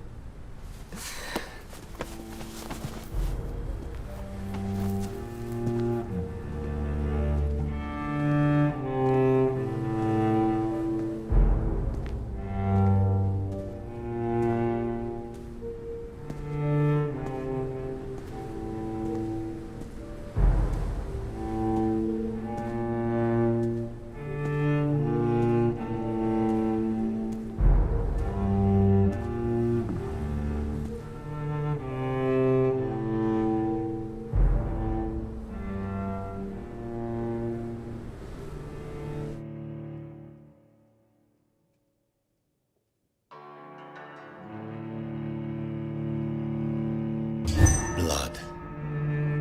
As I shed one last red tear for my fallen sister, I realize the entire world now revolves around this singular word. The epidemic that has stricken London is not the Spanish flu. It is transmitted through the blood, via violent biting, turning survivors into frenzied immortals.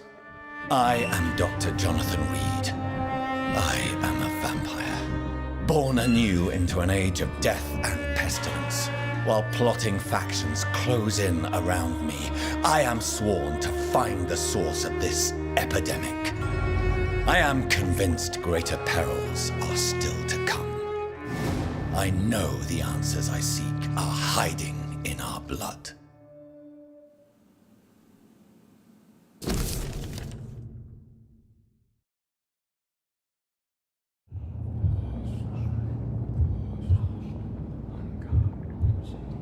You must prepare, child, for the earth is bleeding and the harvest is upon us. Stay away, whoever you are! This is no time for petty quarrels, my champion. Can you not hear? The famished queen has awoken. I am not your champion. But of course you are, son.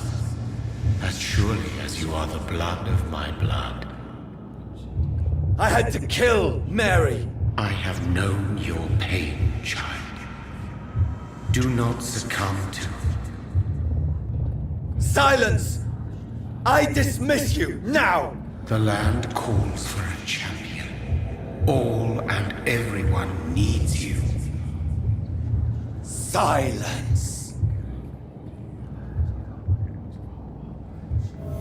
I'm tired of all these puppet shows.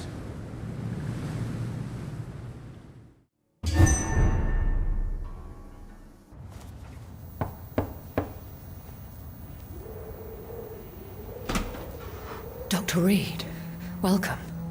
How are you? As good as one can be, considering the circumstances. Yes. Death and affliction seem prevailing themes of late. Please, come in. We have much to discuss. I hope I haven't disturbed you. Not at all. Actually, I was counting on you visiting me tonight. How strange, this painting. Beautiful, melancholic, yet with a haunting dignity. Indeed. A long time ago, a friend asked me to paint this for him, but I kept it in the end. I did not know you were a painter, my lady. There are many things you do not know about me, young Ekon. Please, call me Jonathan. Please excuse my behavior, Jonathan. I tend to tease my friends when uneasy. What is bothering you, my lady? Your letter was quite alarming. We will talk about this in a few minutes. For now, I would like you to tell me about yourself. How have you been since we last met, my friend? My sister Mary. She was made a vampire in the same way I was. She was the one killing all those people everywhere I went. Vengeance is a powerful force for those betrayed. Made vampire through careless error. Victims by surprise. In the end, she implored me to put an end to her misery. But still, I felt I had taken her life twice. I am so sorry for my accidental cruelty. Had I known your dear Mary was still alive, I would never have sent you to pray for her soul in that church. There is no need to apologize, my lady. Your words have been most helpful in these difficult times. Thank you, my friend. If only we could have guided your poor sister through her terrible nightmare. I swear I did not intend that. If only I had known then how vampires are created. That is the scientist speaking. In truth, most of us do not know how it really works. Personally, I make sure my prey will not return to haunt me. What do you mean? I am merciless, Jonathan. I only feed on the dying, and I make sure they are dead before leaving their remains. I came to the conclusion that my maker, whoever he might be, must be a powerful vampire. Certainly extremely old. How have you reached this conclusion? I felt this power, radiating like an aura every time he appeared. Most ancestral vampires of England were killed by the Guard of Prewen half a century ago. I wonder who your maker could be. You have no idea who he could be? Some of the ancient ones fled England. Some may still be in hiding. All I know is you, my friend, are a pawn in some secret and obscure game of chess. He is the only immortal I've seen appear in an ethereal form. His voice, his words seemed ancient. It was disturbing. I am afraid you are right. The simple fact that your blood made Mary such a strong Ekon proves that you must be of ancient lineage. I think I should ask the questions, your ladyship. After all, it was you who invited me to settle this most urgent of matters. Fair enough, Jonathan. The situation is critical. We do not have the luxury for etiquette. Please do not misunderstand me. I would be delighted to discuss mundane matters and idle trivialities. If we survive the dark nights to come, we shall have all the time in the world to speak, you and I. For now, please follow me, Jonathan. I must say, your house is exquisite. One of the advantages of living forever is having the time to be selective with one's furnishings. I took the liberty of having tea served. You can still drink tea. Can't keep it down, but I do so enjoy the aroma. Let us toast to make-believe. And of course, to your health, Jonathan. And to yours, my lady.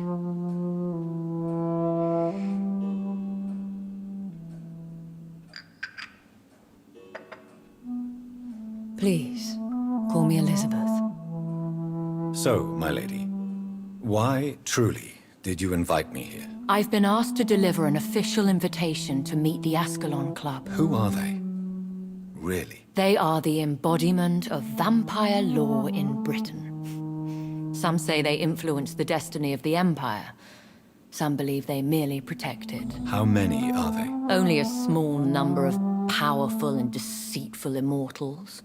All of them entangled in a sticky web of shadow cabinets, influencing trade. Will they fight the Guard of Prewen? I doubt it. Fergal was Lord Redgrave's executioner forever and a day.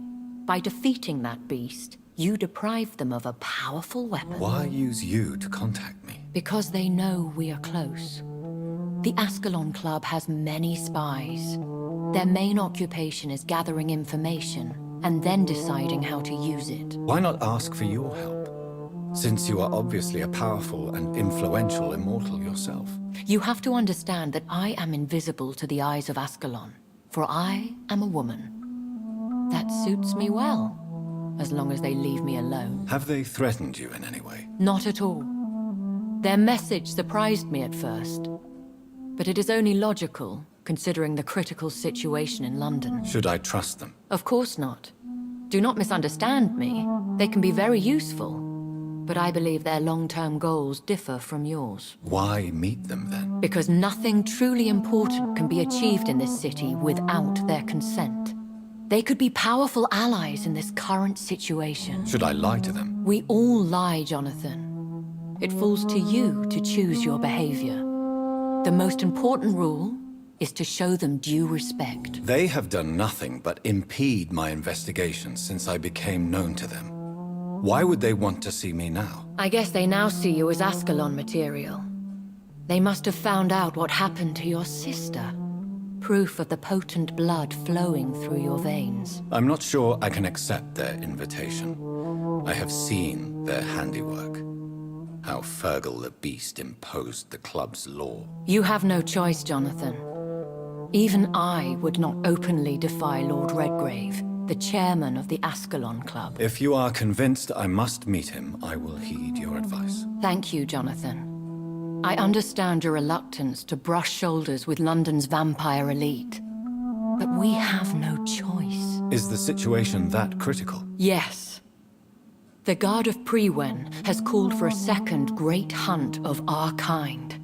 And they will stop at nothing to eliminate us. What is a great hunt? The first great hunt was launched about 75 years ago. In just a few nights, the Guard of Prewen located and destroyed most of the old British vampires. Should flee then. Leave London, the country even. I have seen the Guard in action. They are merciless. Your concern warms my heart, Jonathan. But fear not. If the situation gets too dangerous, I shall retreat to my secret Scottish manor. I could hide you in my luggage, if you wish. Thank you for the offer. I shall keep it in mind, but I have much to do here.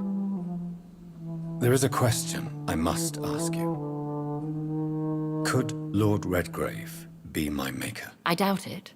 If Lord Redgrave had made you his progeny, he would not have seemed so surprised when you demonstrated the strength of your lineage. Will I ever discover the identity of my maker? Maybe not, Jonathan. We know for sure you were made by a powerful vampire. But most of those fled England long ago. You have no idea at all?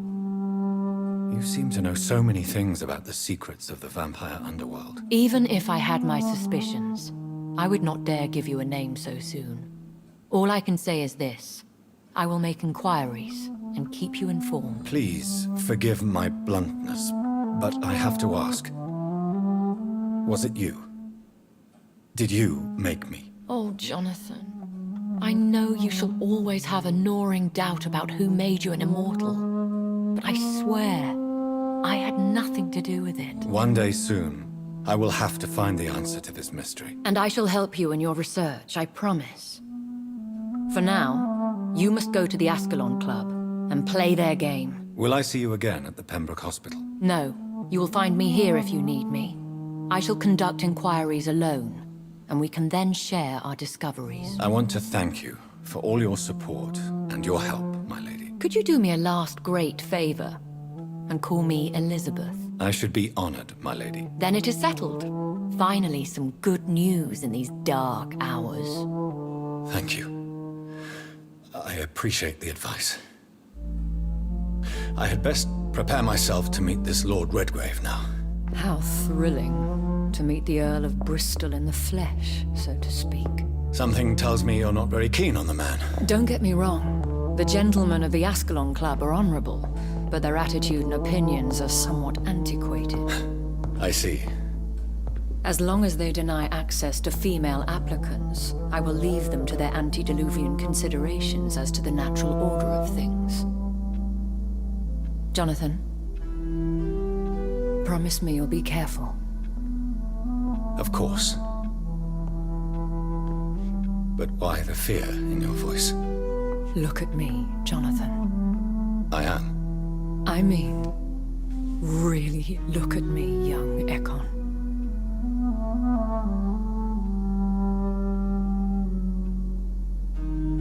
We may be deceptive by nature, but this heart of mine has always told the truth.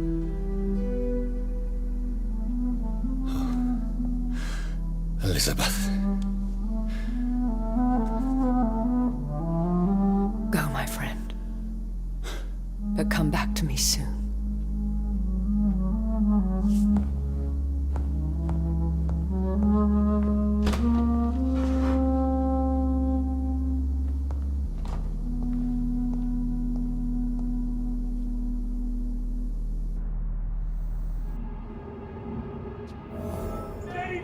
So, time to visit the Ascalon Club.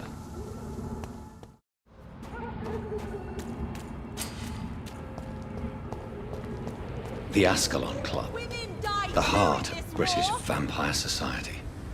Not quite as subtle as I expected. Is only the first step.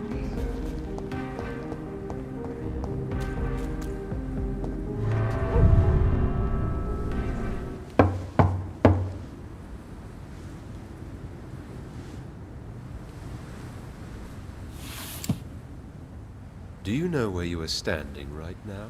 In front of the Ascalon Club, I presume. The Ascalon Club only summons or ostracizes. What is your business tonight? I received an invitation. I'm Dr. Jonathan Reid.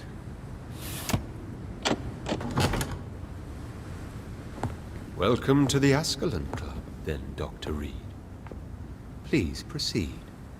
Lord Redgrave is waiting on you upstairs.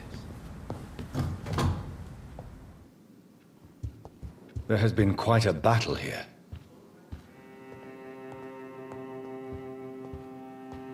I'm sure the Ascalon Club has the money to replace the furniture.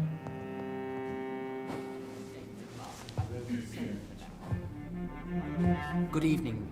We repel the intruders for now.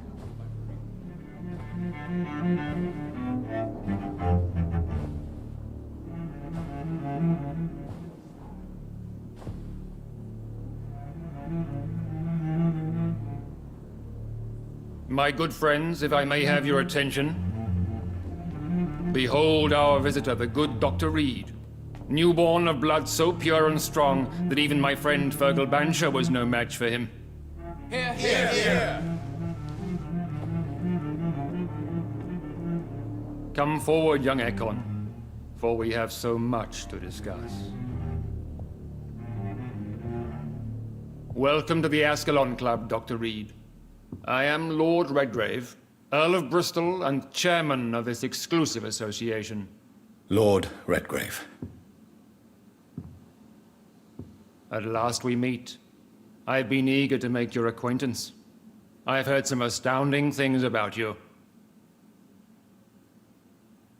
Please accept my condolences for your loss, Dr. Reid. Thank you, my lord. Lady Ashbury expressed your wish to meet me. Yes. The lady has always been a useful acquaintance, though not always reliable. Is she a good friend of yours? She's a close friend, and I'm honored that she feels the same about me. The centuries have taught me never to trust a woman completely, especially if she is immortal. Too prone to emotions, if you ask me. Too fickle when it comes to important decisions. My lord, do not expect me to speak ill of Lady Ashbury. Of course not, and I praise your loyalty. Would you offer the same fidelity to the Empire? What do you mean? I speak of the Skull Plague that threatens London and the country. You have been on the front line in the East End, but the time has come to open up a second front here. The epidemic has escaped the quarantine. You have new cases of the outbreak. We don't know for certain, but we cannot allow the disease to threaten the prominent heads of Great Britain. Why do you suddenly need me? The Ascalon Club only recruits the best, and you definitely fit the bill. Your scientific and medical reputation alone would qualify you as a candidate. You want me to find possible sources of the outbreak in the West End. Is that it? Ah, straight to the point, like all eager newborns.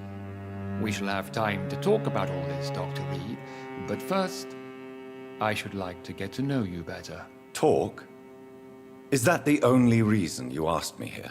Well, no. I also wanted to meet the intriguing Ekon, who made such a powerful progeny of his sister. You have not learned the name of your maker, am I correct? No, I haven't. Have no embarrassment, Dr. Reid. We all make mistakes. But whatever your lineage, you are definitely Ascalon material. What do you mean? I would like you to become a member of the Ascalon Club, and to serve me as such. What is the Ascalon Club's express purpose? We follow the credo of William Marshall, the greatest knight who ever lived. As was he, we are sworn to protect the British Empire. William Marshall founded the Ascalon Club. Not exactly. William Marshall granted me immortality, and I founded the club a few years later. The good knight has been gone for so long. What does Ascalon mean? Ascalon was the lance wielded by St. George, glorious patron saint of England when he slew the dragon. And like that lance, we pierce the hearts of all our nation's enemies. Am I supposed to follow orders? As founder and chairman of the club, I alone am entitled to make demands of our members. And I do appreciate obedience. I killed Fergal, who claimed to be one of yours. Sent to cleanse the East End of all Skulls. Will his death be an issue? Do not worry. My priorities have changed. Fergal was a zealous servant of mine, but like any servant, he had his limitations and is readily replaced if necessary. I agree to join the club. This is good news. Good news indeed in these crucial times. Let's inform the Assembly formally and proceed with your initiation. My initiation? Fear not. Nothing fancy nor dangerous. It is just that we, the members of Ascalon, believe that tradition and custom are the backbone of this country.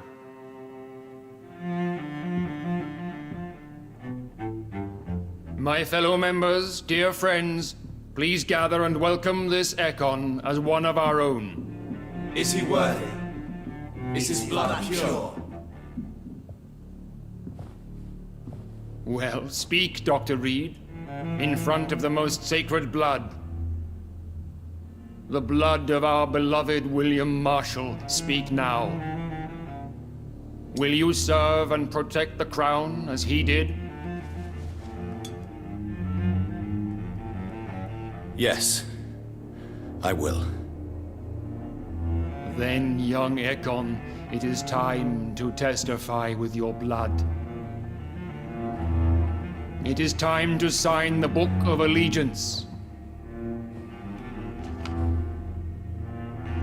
I know it's awfully gothic and a tad pedantic, but England's traditions are the backbone of our nation.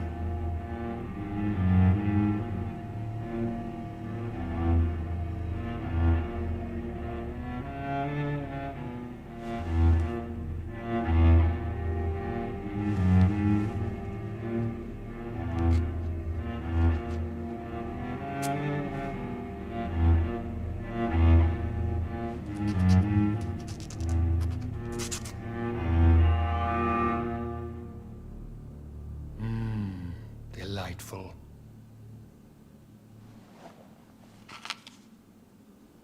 Welcome to the Ascalon Club, Dr. Reid.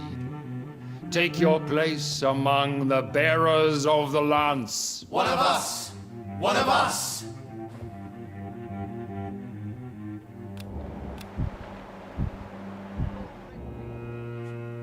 That went well, did it not? It is always useful to bolster the troops' morale, especially before a difficult battle. You have the makings of a general, my lord. I was, though very long ago. Well, not quite a general, but a proud defender of the crown. So why did you really want to meet me? Straight to the point again, young Ekon. All right, let's talk, you and I, Lance Bearer. I'm listening, my lord. According to my spies, you have worked with Dr. Edgar Swansea on the epidemic, and your findings were quite alarming. Do you know Edgar Swansea? Not personally, but I've been told he has some sort of immortal fetish and is a good friend of yours. Does it bother you that I consider him my good friend? As long as you reveal nothing of the club's inner workings, why should I forbid you engaging in conversation with the good Dr. Swansea? Yes, I'm convinced the recent invasion of frenzied skulls in London is directly linked to the epidemic. This is not the Spanish flu, but something else. I would be glad to hear more of your discoveries, Dr. Reid, but for now, my main concern is the security of London's inhabitants, both mortal and immortal.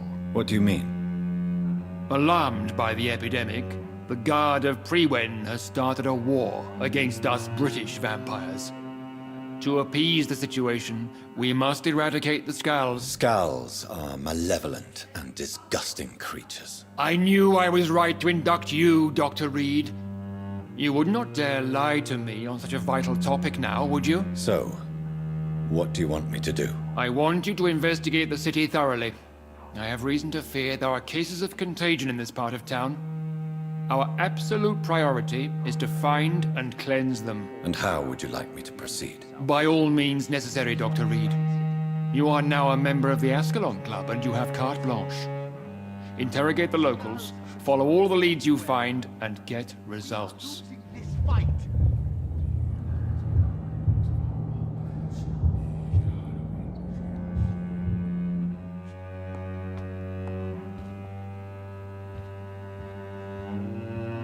Good evening, Dr. Reid. How does it feel to be this evening's centerpiece? Figuratively. It's quite unsettling.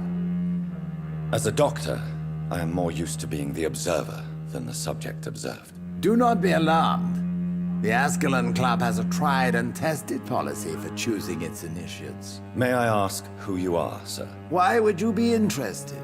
Well, as you seem to be the only man in the room with a beating heart, you draw quite a bit of attention yourself. Ah. Vampire senses never cease to fascinate me. They dwarf those of mere mortals. I am Aloysius Dawson, by the way. Mr. Dawson? Of Dawson and Dawson? The wealthiest man in England.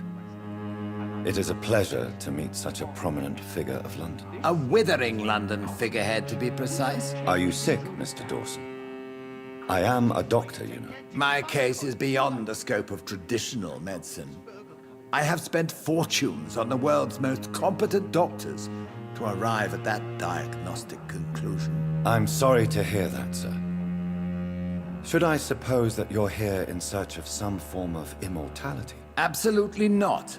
I'm here to implement my plan to save the city I was born in. To cast out the ghastly evil that has us all on our knees. Money cannot solve every problem. This mysterious epidemic is going to require more than money can buy. You're right. Money is nothing unless one has the will to wield it. I have a plan, sir. A radical one that will save all that is essential in London. What is your plan, then? Quarantine and barricades are futile. What we need is a wall. A formidable, unscalable wall to isolate the deserving from the infected masses. But that would segregate the rich from the poor, would it not? It would be unjust. Our only course of action must be to save England. And to save England, we have to make sacrifices. Are you not mistaking sacrifice for summary execution? Why do you care? Are you not a vampire? Removed from all mortal concerns? Decisiveness is what the city needs, and it needs it now.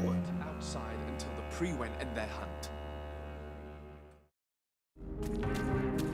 I think Lord Redgrave just suggested I was sired by an ancient vampire.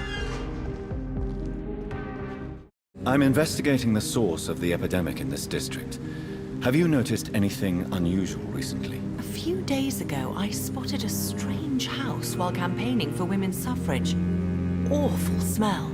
No answer when I knocked. Where is it? It's the Mullaneys, a nice family who live in a big house near the park in the eastern part of this neighborhood.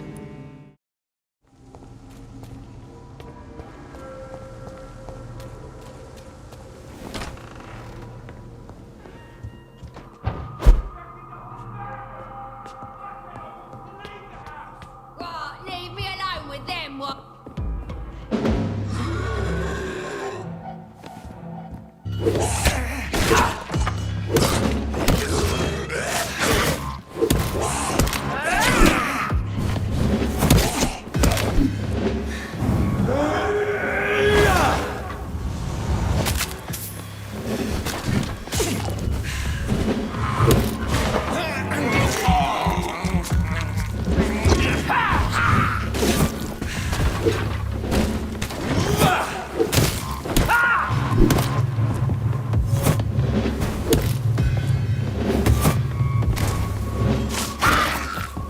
I've never seen such a radical mutation.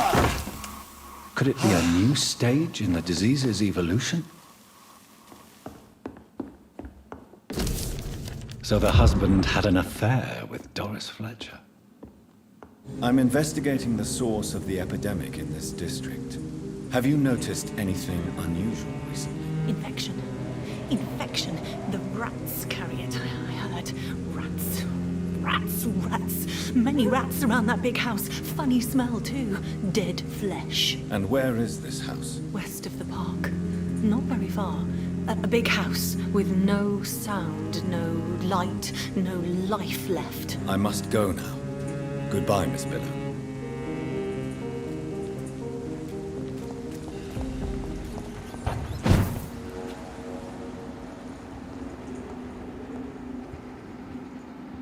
This woman's body has multiple lacerations. They're deep, too. Whoever did this was driven by rage. This one's neck is broken. He was young. Probably the son.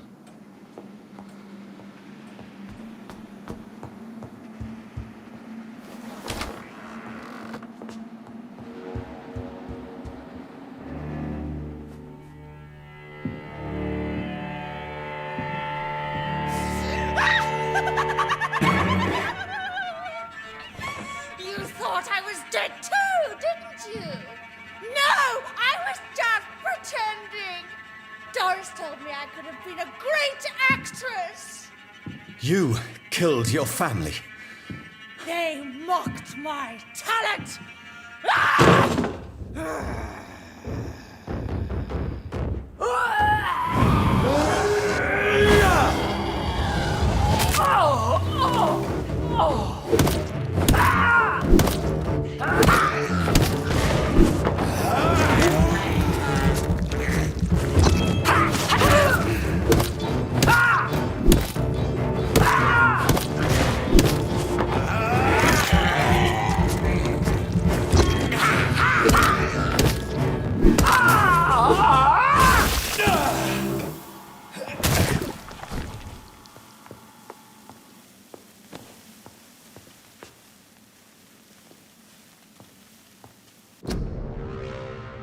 So, this girl took lessons at the famous Doris Fletcher acting school.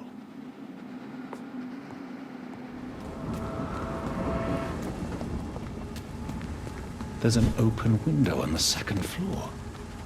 I should be able to get in through that.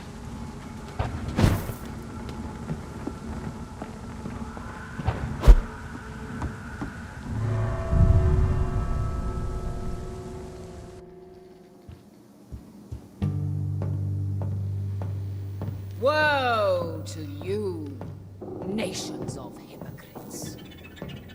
For in front of you stands the tall queen.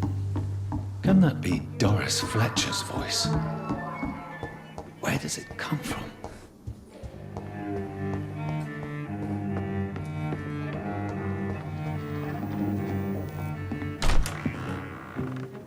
Who are you?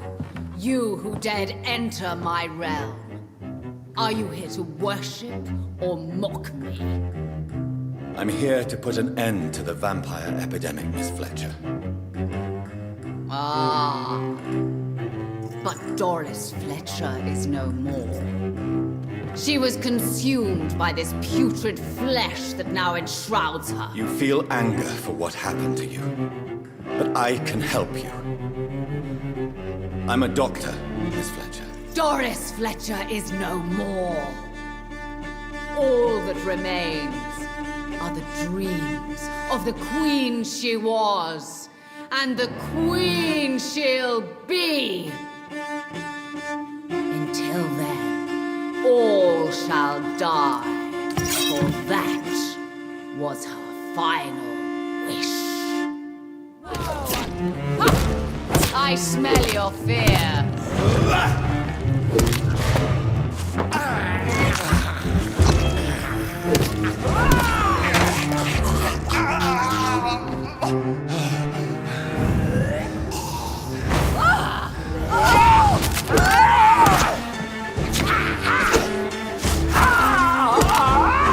Behold, Kinslayer, the disgrace of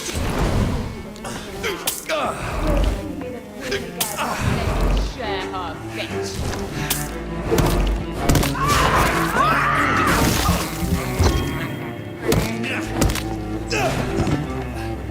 I summon thee, my children.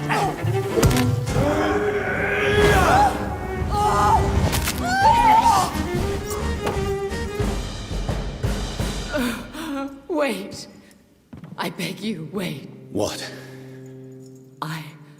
I don't want to die. And I did not come to kill you, Miss Fletcher. Will you spare me then? Save this cadaverous carcass of mine. Does your heart beat a little faster now? You fancy me then, Doctor? No, Miss Fletcher. My dead heart will beat for only one. Ah! Is she pretty? Is she sweet and tender? To me, yes. Ah! I hate her already. I know. And this is partly why you must be destroyed. But you just said... That I did not come here to kill you, yes. But I realize now the threat you embody must be stopped.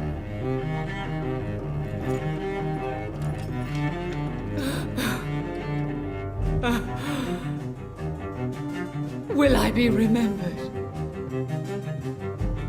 Will you? You were Doris Fletcher, the greatest actress of her generation. No one can take that from you. Thank you. And farewell. Ah! Ah! Ah!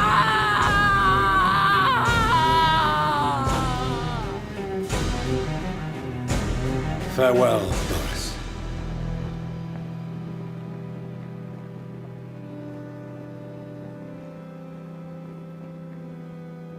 Bravo!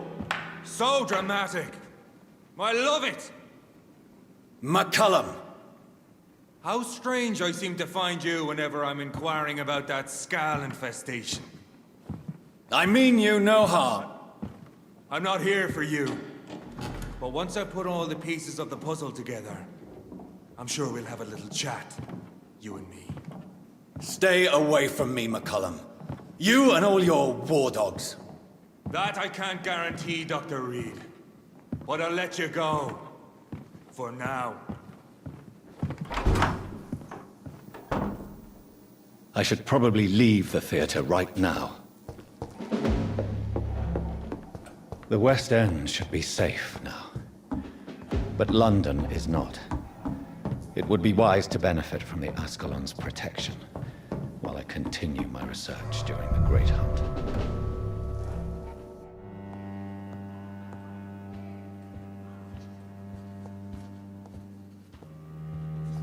Elizabeth, what are you doing here? I've been formally asked to witness your triumph, my dear.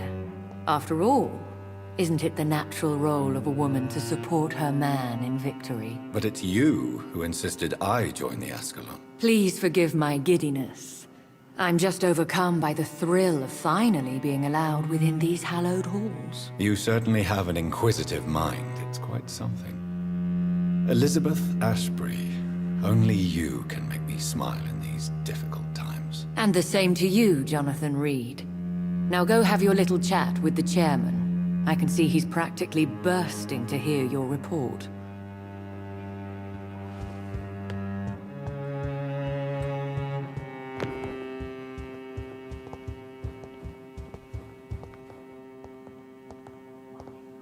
Welcome back to the Ascalon Club, Lance-Bearer. Please tell us the good news. Have you put an end to the epidemic? My hypothesis was correct. Doris Fletcher was the source of the contagion in this part of town. She was probably the first to be infected. And you cleansed her before the hunters, I've been told.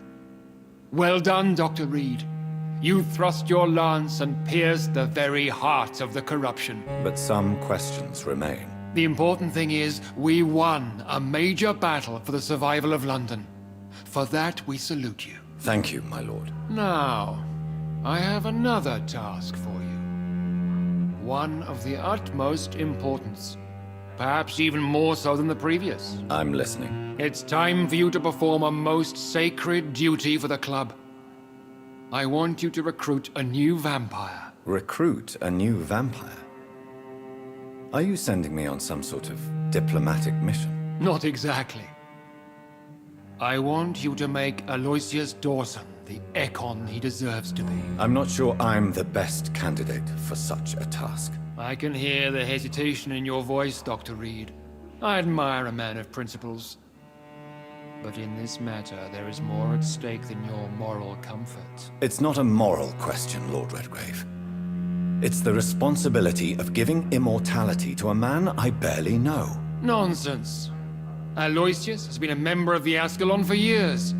This is but the fruition of a long-held plan. How would you like me to proceed? Aloysius is waiting for you at the Dawson estate. Once the deed is done, I'll join you there to celebrate this momentous occasion. Goodbye, Lord Redgrave.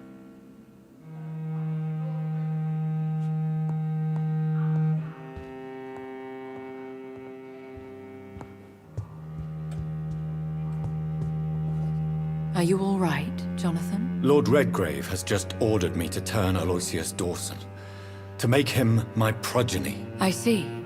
And how do you feel about this? I'd like your advice on the matter. The real question here is, why has his lordship given you this task? Do you think it's some sort of trap? Do you really want to know what I think about this? I do, yes. To make an immortal of a soulless blackguard like Aloysius Dawson will only lead to a disaster for London. The man is already dead inside. Should I refuse? Perhaps politely suggest that Lord Redgrave turn the man into a vampire himself. Don't you dare, my dear. According to what I've recently discovered, his lordship could kill you for even broaching the subject. Really? Why? I've recently found proof that the Earl of Bristol is of lesser lineage and only capable of creating skulls. Goodbye for now, Elizabeth. Goodbye, my dear. Please, be careful.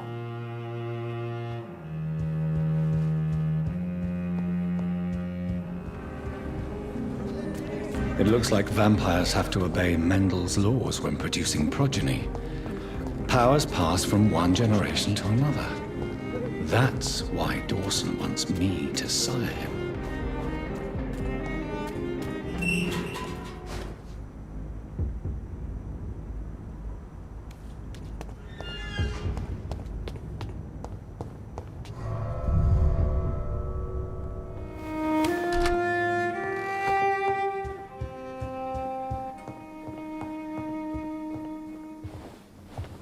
Finally you're here, Dr. Reid.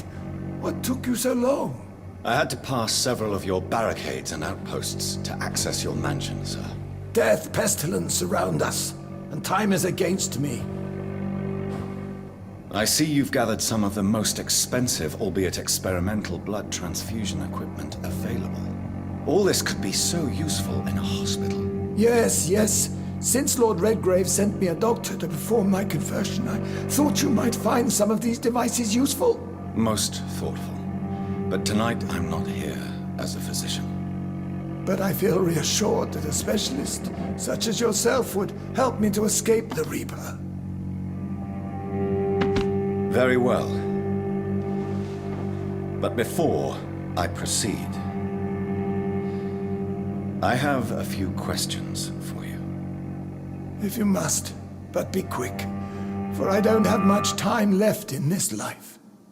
First of all, I need to be sure that you know exactly what is going to happen to you, sir. I can assure you I'm as informed as any man can be. I have planned for this moment, Dr. Reid. Planned very carefully. I'm the only vampire in the room for now, so please indulge me. All right, all right. What is it you wish to ask? You'll need to feed on warm blood. Blood from mortals. How do you feel about that? I'm rich, Dr. Reid, and powerful. I'm sure I'll be able to acquire all the blood I need without ever having to sully my own hands. I will become your maker. Do you understand what that means? Well, I certainly won't consider you my liege, or some such drivel. You can be assured of that. Let's move on, then. Please, I'm cold and tired. I feel my life waning with every moment. But first, before you embrace immortality, what would you do with such a gift? That's a rather impertinent question, Dr. Reid, and I will do as I please. Answer me all the same. What will your first action be as an immortal? To save London, I will finance the most efficient quarantine ever seen. I will build a wall that will separate the sick boroughs from the healthy ones. I've heard enough. It's time to proceed. At last. All right, do what you have to do. If it hurts, so be it. I've been preparing such a long time for this. You don't deserve immortality, Mr. Dawson. What? What are you prattling on about? I don't believe I've ever met a man so bereft of empathy. You, sir, are despicable. No! Wait! You can't! I made a deal with Lord Redgrave. I'll finance whatever he wants. Please, just ask him. Sleep now. Rest now. Forever.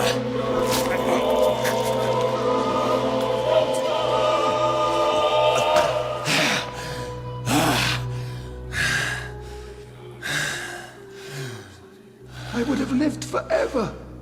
Who are you to decide my fate? Who gave you the authority?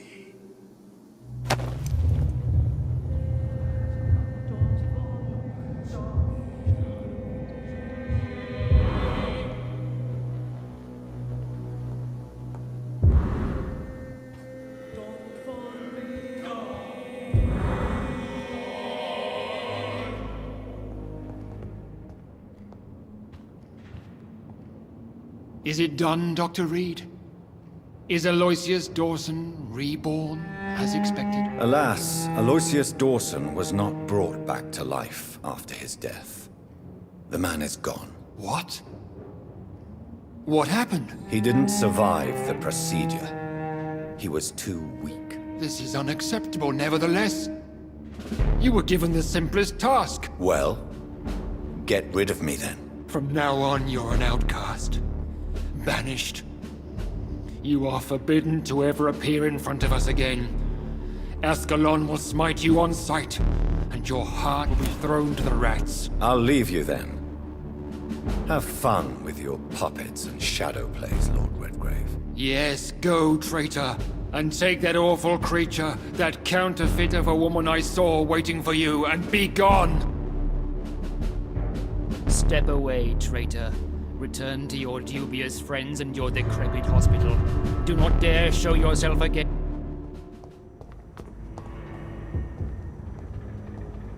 We meet again at the strangest of times, young Ekon. So do you serve the Earl of Bristol now? Old Bridget. What are you doing here? Your friend, the wise Ekon. She sent me to warn you. Lady Ashbury? You know her? Tell me what's going on. The lady approached me but a few nights ago, wanting to meet the sewer skulls. Once she questioned Harriet Jones. She agreed to help us. Harriet Jones is still with you then? How is she doing? Harriet remains angry, but is recovering slowly. Her mind is twisted, but at least her body is healing. Tell me what is going on. The lady asked us to keep an eye on your mortal doctor friend while you were away. We spotted the hunters. They were discussing plans to attack tonight. No time to lose then. I must go there right away. I shall return to my den. Have you a message for the lady? Should I see her before you? Yes. Tell her I love her. Is this still unknown to her? Go now and take care, young Ekon. For the flames are rising.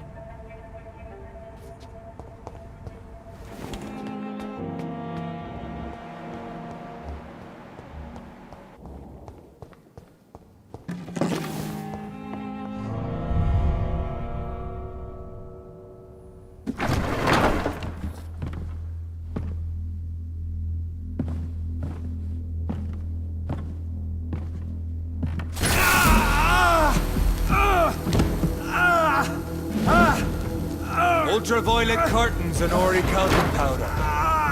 Dr. Swansea's always been a resourceful bastard. I bet he never told you he had this installed in case of a vampire attack. Says a lot about how much he trusts you. What have you done with Edgar? Don't worry. We don't kill humans. Even if your friend is deserving of a little punishment for what. What are you talking about? We know everything. Swansea and you created this bloody epidemic. You aim to unleash another disaster, just like William Marshall did. No! I'm trying to put an end to it, just like you are. You're the progeny, aren't you? Where is the monster hiding? It's still in England, isn't it? I have no idea what you're talking about. Jeffrey, please listen to me. No tricks. That shit won't work on me. We've found proof in the theater. Doris Fletcher was your first experiment. Now where is Marshall? Speak!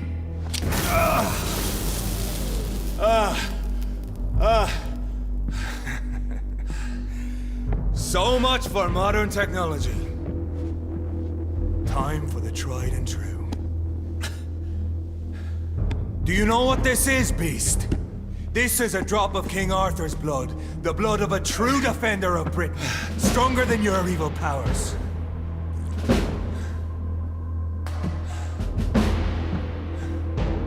This is ridiculous. We're losing precious time. True enough. Soon I'll bring your head before your coward of a father. True light will cleanse you!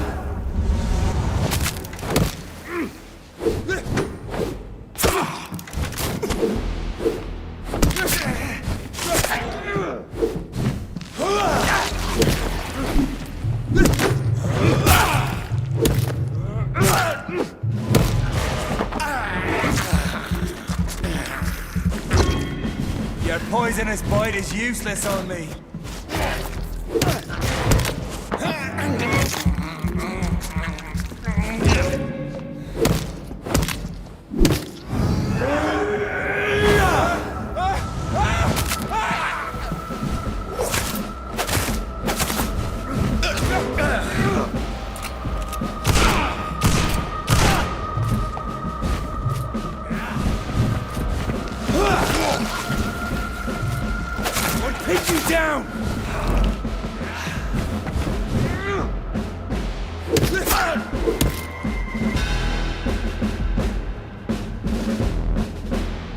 We are the guardian of justice.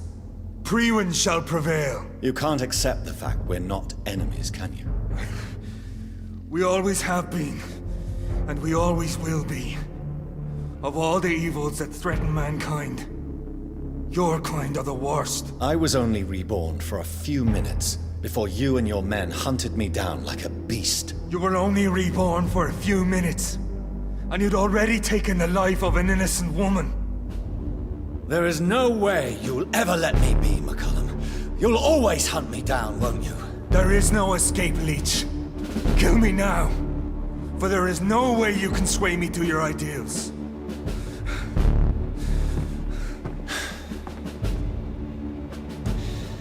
That's where you're mistaken. What do you mean? I'll spare you, McCullum. I'll offer you the mercy you never offered me. What is this ruse? This is no ruse, McCullum.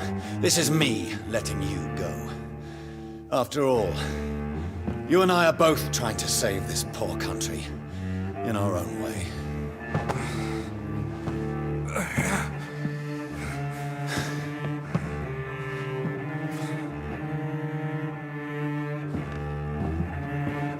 I'll kill you, Reid.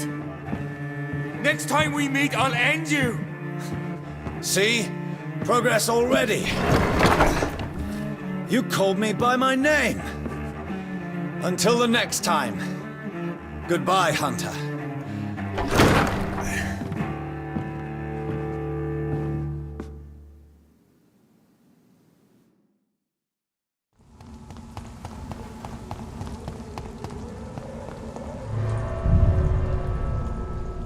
So Priwen never left Doris's theater after they invaded.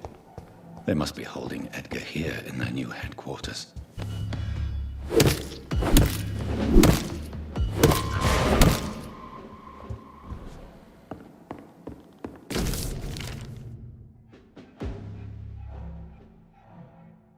Doris Fletcher was about to become a disaster. I'm getting close to having all the evidence.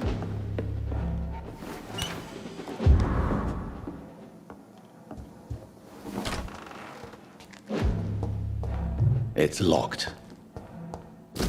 Blood of a pure heart, garlic, blood of a king. I don't understand. Perhaps this is what McCullum drank. I had better keep that in mind. I should find the key to that box.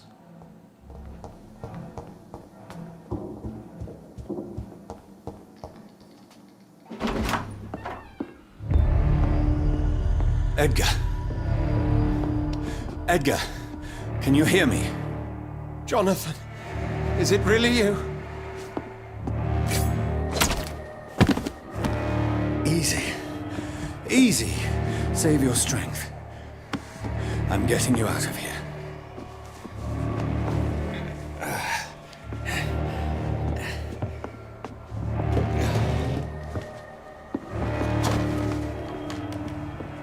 Don't try to spare me. As a physician, I know all too well when it's too late. Punctured lung, broken ribs, and internal bleeding. An accurate diagnosis, wouldn't you say? Edgar, what happened? They wanted me to confess. Beat me black and blue. Geoffrey McCullum ambushed me at the Pembroke Hospital. He was convinced you and I were responsible for the Skull epidemic. I never imagined that self-righteous fanatic would dare to attack us in the open. What became of him? To prove him wrong, I let him go. Really? Are you sure that was the wisest course of action? Time will tell. The most intriguing part of his accusation was that you and I were the pawns of some ancient vampire. William Marshall.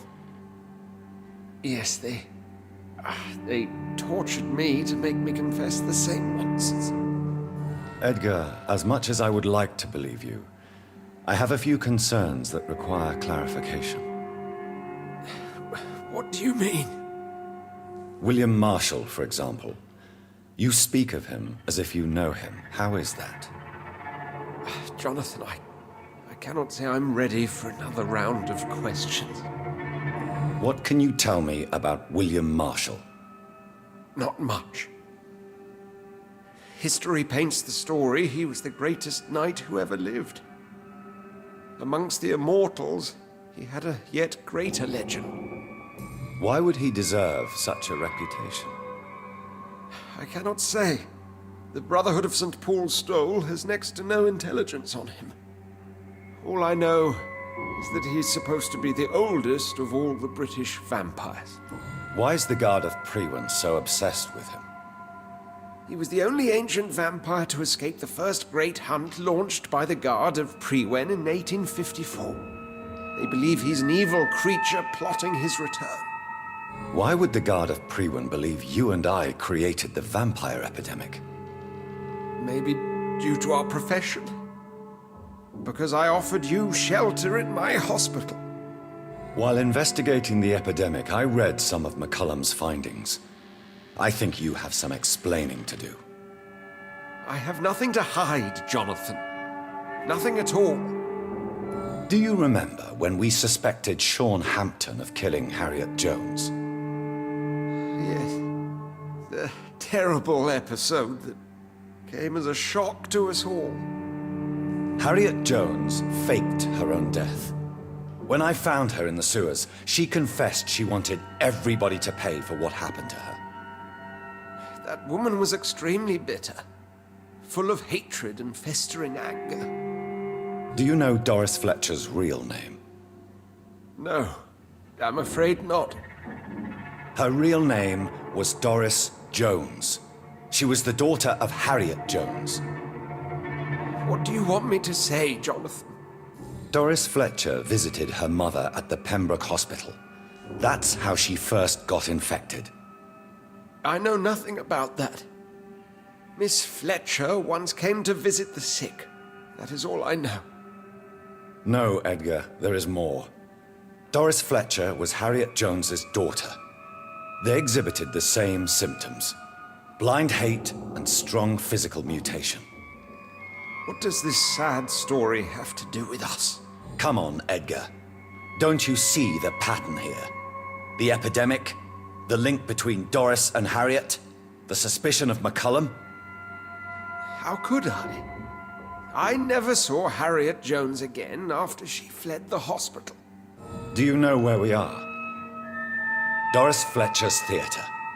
This is where that hateful creature plotted to spread the epidemic across London.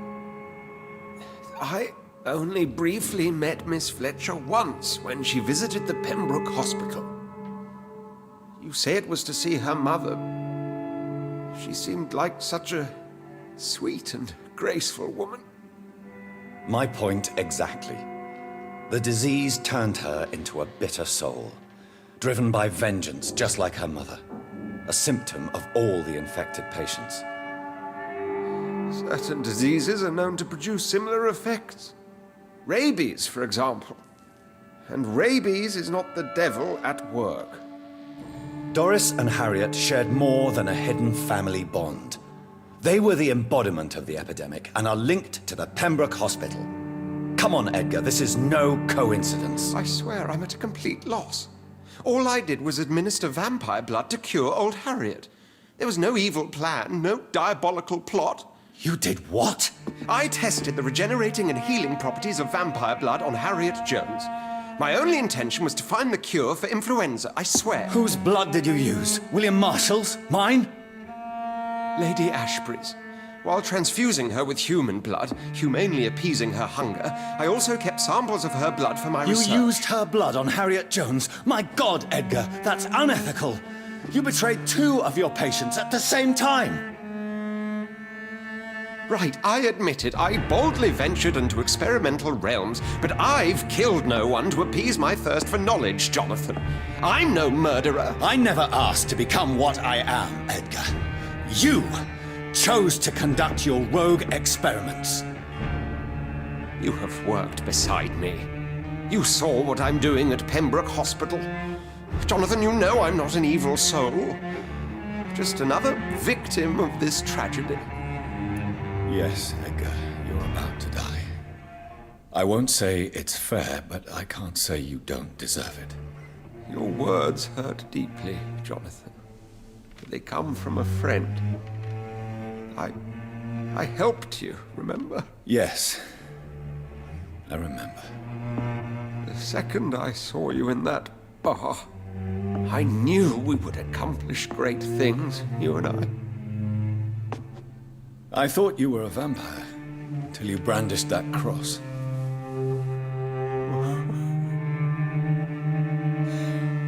You looked so lost when you opened that door. For a few seconds, I thought you were there to kill me. I think we were both afraid. And now, I feel true fear. Is there an afterlife? What will become of me when I'm dead, Dr. Reid? I really cannot say, Dr. Swansea.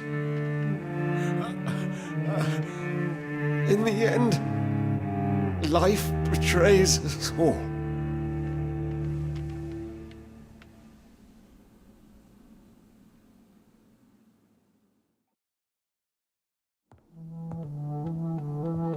What good fortune brings you back to me, Jonathan?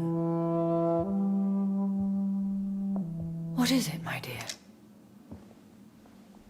I'm afraid it's bad news, Elizabeth. The worst, actually. Please, speak up. Edgar is no longer in McCullum's grasp. I resolved that matter. Where is our good friend now? Is he well? He was mortally wounded. I put an end to his misery. That is terrible, Jonathan. And yet you did what you must. The poor man. Edgar Swansea was responsible for the Skull epidemic, Elizabeth. It was he who unleashed the deadly scourge upon London. What? Are you certain? This is the most terrible accusation of all. He confessed everything to me. He sought to cure the disease, to exploit vampire blood to stop the epidemic. But he unwittingly gave birth to a catastrophe. All those poor victims. How could he do it? What happened? Edgar gave no heed to ethics. His theory could have been proven to be correct, but he abused the confidence of his patients to test it. I must say I'm shocked, Jonathan. Who would have thought it? And the poor patient. Let me guess. It was Harriet Jones, was it not? Yes. That explains how Doris Fletcher was infected, and how she became an Ichor. She secretly visited her mother at Pembroke. Then we have no choice. We must act quickly, Jonathan. We must return to the sewers and put an end to the threat poor Harriet embodies. I have one more matter to discuss with you. Harriet Jones was the primary case, but do you know what a healthy carrier is? There is a tone in your voice that frightens me, Jonathan. What are you trying to say? It was your blood Edgar used for his experiment on Harriet Jones. What?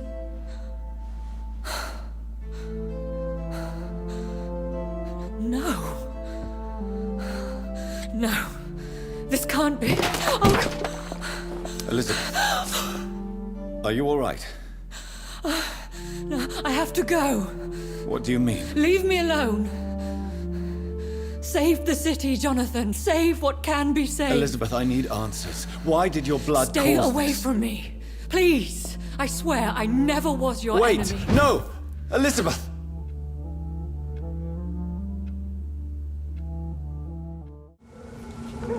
Now would be a good time to blend the recipe Marshall used when he fought the disaster. I think I know where to find what I need.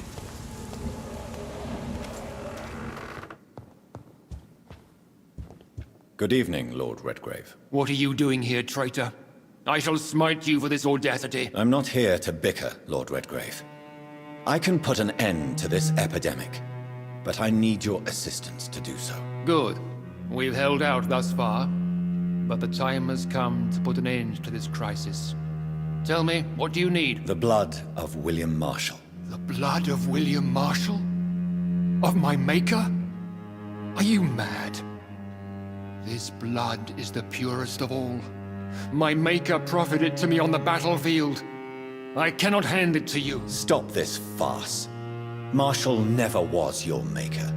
I have no idea how you acquired his blood, but I need it now. I see. Well, in that case, given the gravity of the situation, I suppose I can spare you a drop. Thank you, my lord. If you manage to save this city, you'll prove yourself a veritable servant of the crown. So Godspeed, Dr. Reid. Our fate lies wholly in your hands.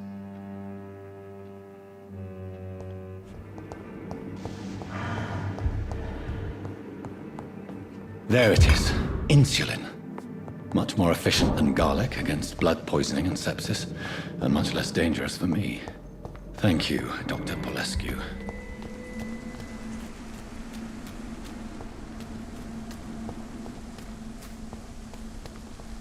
Good evening, vampire hunter. Are you here to end me, Leech? You'll find I will not be killed easily. Not at all, McCullum. I am here because I need you. Really? I'm intrigued. Speak up, then. I need the blood of a king. The blood of Arthur. I'm certain you possess it, and I must have it. The Guard's most sacred and precious relic. Why would you... You found Marshall's memoirs. I should have destroyed that book. I need the antidote to save this city, McCullum. It is within me to take your words as truth. I want to, but I must know more. What precisely are your plans? I have found the carrier, McCullum. The infection's source. It may be science, or some supernatural power that's responsible for all this. But I will harness either or both to end the epidemic. A vampire doctor. My God, you're a terrifying creature. Jonathan Emmett Reid. Do you not understand? We wanted the same thing from the outset.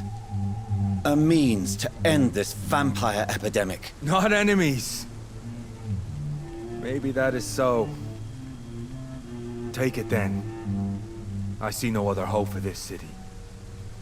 If this is some trick, you will be damned, Dr. Reid. This place has been ransacked. They've all been slaughtered. Pre-1. No, not their style. Where has Harriet gone? She must have left a trail I could follow.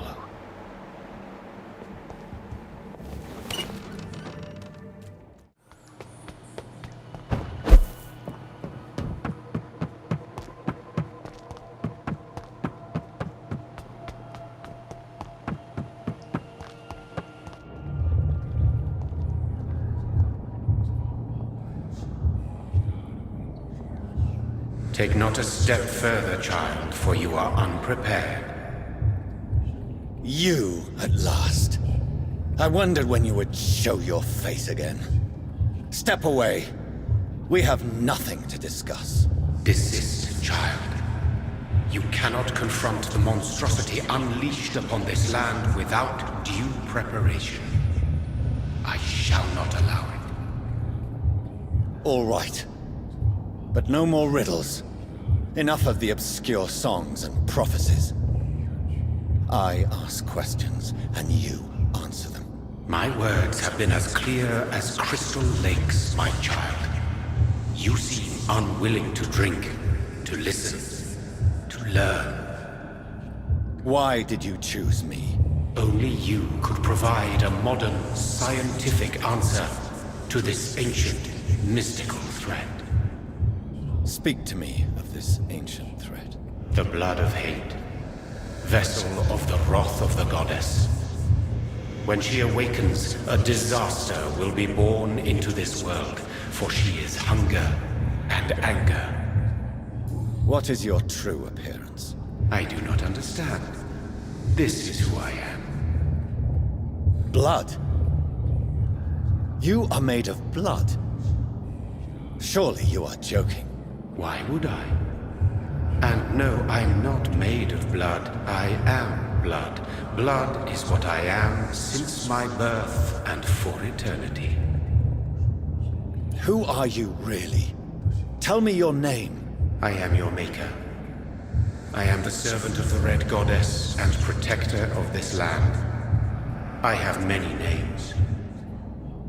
Just give me one, then. There are those who call me Myrddin Wild, the Wild Horned Man. But I never was a man. I was born out of blood. I'm here to stop Harriet Jones. She is the original carrier. The well from which this corruption flows. I have heard you, but be wary. Harriet Jones's mind is no more. She has metamorphosed into an apocalypse. Born from, drenched in, and driven by the blood of hate. What is the blood of hate? It is the curse of the goddess. It is the hunger in you, the need for blood, the will to strike and to punish, to spit in the eye of God. Tell me about this disaster, creature. I know London fell victim to such a thing in 1666. A disaster is pure anger born through blood. Its name means bad star, for they only appear when our queen unleashes her unquenchable wrath upon the world. And who is this queen? She is the Red Goddess, the queen of blood. In my youth, 100 lifetimes ago, she was worshipped as the Morrigan. She is my mother. She is yours, too. The Morrigan? The Celtic goddess of war?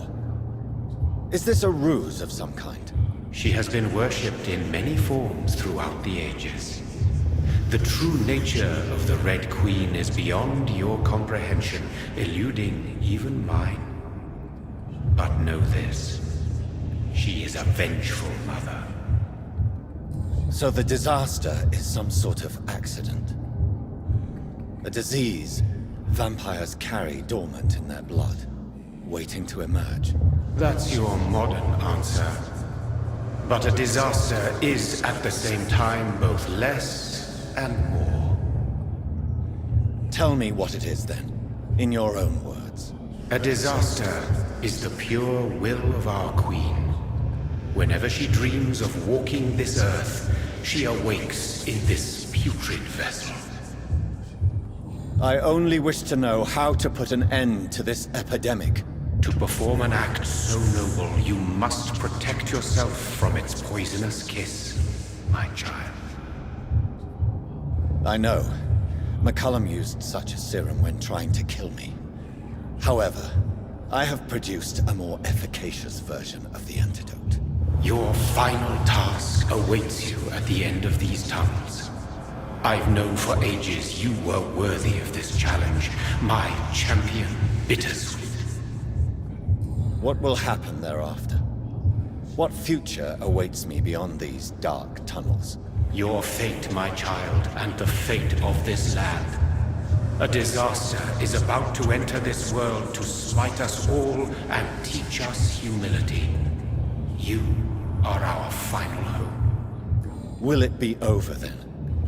Once I've defeated this creature? Yes. The threat will dissipate like so much smoke. For you will have purified its source. And then what? What will become of me? How would I know? I am no god, and your fate is in your own hands. For you are our champion. You tricked me. My sister died for your schemes. I have brought suffering and tragedy into this world. I am not, nor will I ever be your champion. Very soon you'll come to know that sacrifice is sometimes necessary.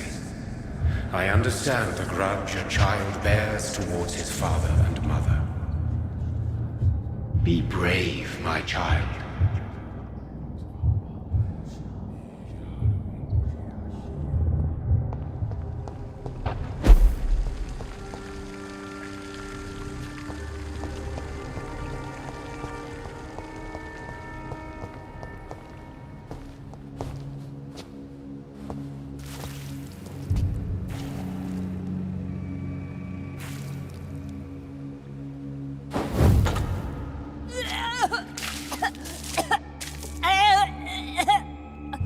Oh, I'm sick.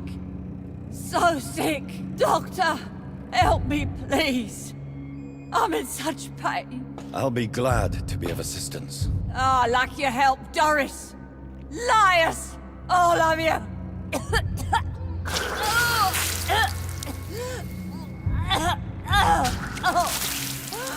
My poor baby. I've been such a bad mother. But the Queen herself forgave me.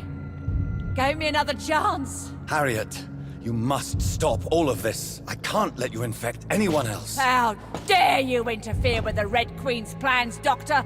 How can you stop the course of nature? I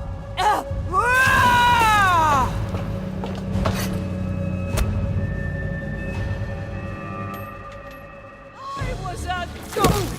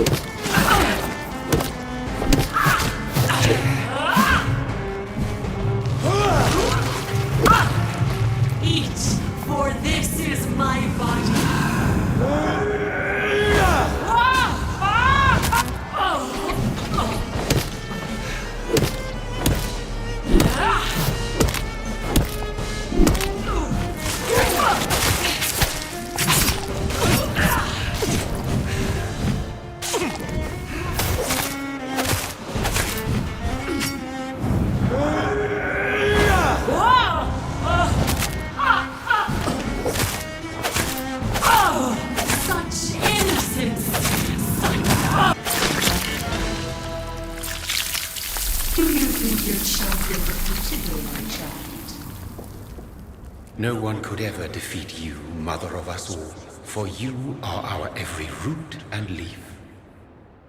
You've always been my most amusing son. Then go back to sleep, my queen, and smile at us from your dreams. Did they feel my wrath? Have they suffered enough? More than ever, mother of us all. Until the next time. Until the next time.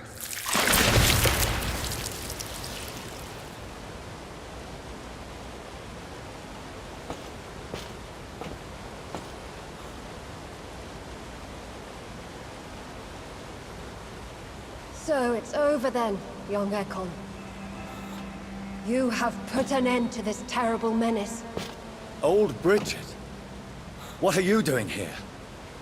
This is my realm, Ekon. This is Suaskal territory. But they were all massacred by the monstrosity that Harriet became. Others will come, engendered by deceitful vampires. I don't mean you, of course.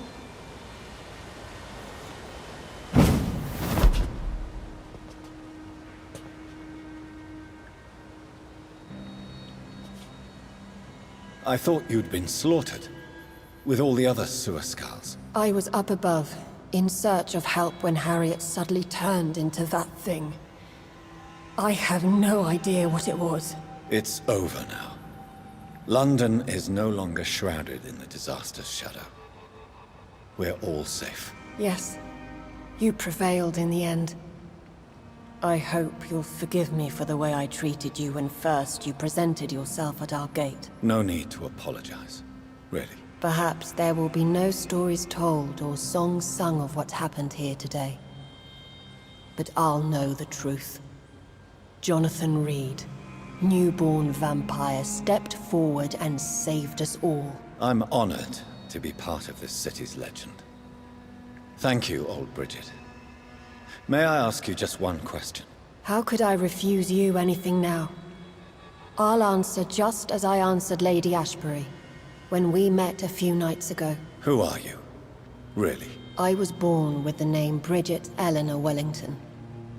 In 1738, my beloved and immortal husband decided to preserve my beauty and youth forever by making me drink his blood. You were Lord Redgrave's wife.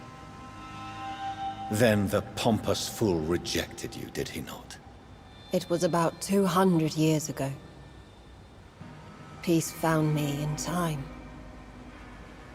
And I sincerely hope it will find you too, now that all is over. No, it's not over. I may have ended the vampire epidemic, but I still need answers from the woman I love. I feared you would say that. Go then, young Ekon, and face your fate. Just remember that I'll always be here for you.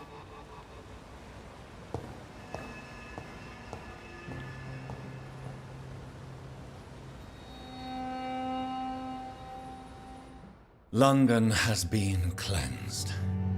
This catastrophe came about when an ancient, malignant will crossed paths with mortal imprudence. For now, we are safe. For now. My craving for blood remains. Red like hate, red like hunger. Red as life and death, passing from one immortal to another. From predator to victim. Patiently biding its time to rise again. London has been cleansed for now, but there's a simmering hatred, fear, and old grudges. When will we succumb, mortals and immortals alike? The next disaster is only a matter of time. My only hope now is to catch the woman I love, to understand why she fled, and unmask the secret that has been lurking in her blood for so long.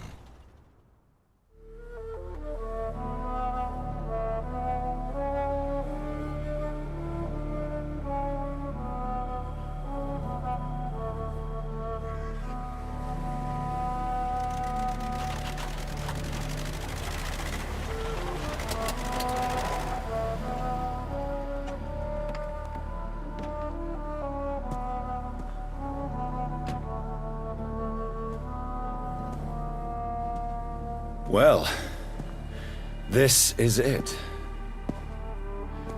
Lady Ashbur's domain. Why am I not surprised it's not on any maps? I'd better hurry.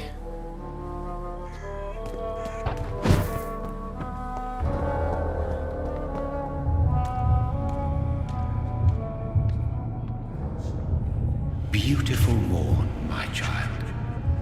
It looks like dawn is here at long last. Can't you just leave me alone? Your precious queen has been sent back to the bottomless pit from whence she came. The nightmare is almost over. I am here to say goodbye. The sun's warmth exhausts me. Soon I will rejoin my queen in her endless sleep. It is over. You did well. So our beloved mother will just go back to sleep, now that enough people have suffered. Is that it? No, Jonathan. The Morrigan has been appeased because you dared confront her. You have prevailed, my bittersweet champion. And what are you to her? Her counterpart? Her opponent in some timeless game? She is my mother, my dreadful and sour-tempered mother. She is yours too, in a way, but you are not born from her terrible womb like me. You are but a distant child. What does she seek? Revenge? Retribution? She seeks nothing, since she only dreams of it. In the ancient tongue, when I was young, her name meant ghostly queen. Pray she never fully awakens, for her wrath knows no bounds. Why did Harriet Jones become a disaster? You are the doctor. You hold the knowledge needed to answer such a question. Have you the answer? I noticed that all the Icors were female, as if a male couldn't endure the metamorphosis. Harriet was also a bitter and resentful woman, as was her daughter. If the Morrigan prefers despoiled women to become the vessels of her wrath, we should be thankful that but one disaster hath been cast upon this wobbling world. Icors seem to carry various diseases. They did not merely turn people into skulls. Their presence alone spreads death. Who knows whether the Red Queen awakens when cursed mortals endure such epidemics, or if the contagions emerge like a curse as she awakes. This is not over. I am here to find the true origin of the blood of hate. 'Tis unwise to interfere with a tale rooted so deeply in the suffering of others. No. I must know why Elizabeth fled here when I discovered she was the original healthy carrier. No, she is not what you say she is. That is a secret you will discover soon enough. And you? Why are you here? Which new thread of which old twisted plan are you seeking to pull now? Tell me the truth. I am just here to salute my sons, and to bid them fare thee well. Your sons? Plural? My God, will you ever stop speaking in riddles? Perhaps I am too old for your spoken language. Perhaps you now have so many subtle words you no longer hear the simplest ones. Tell me about William Marshall. Why is his blood so strong? He is not stronger than you, only older. You are strong, Jonathan Reid. A champion of your time, chosen to defeat a threat spawned of this generation. Is he here? Is William Marshall here? Is that why you're here now, too? Have I not already answered that question? His blood was not tainted. The blood Lord Redgrave possessed. That which I used in the serum. But what if it had been? Then you would have failed, I suppose. For the blood of hate would have corrupted you too. Speak clearly then. And answer my last question. What is it? Did I defeat the epidemic? Now you've found the castle, Jonathan Reid. Only you can answer that. Farewell, my child. I shall dream about you soon.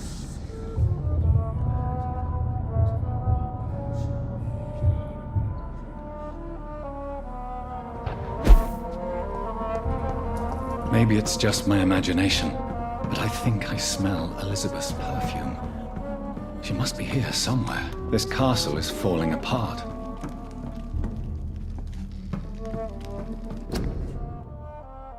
Elizabeth, my love, you allow my portrait to watch over you while you sleep. I'm flattered.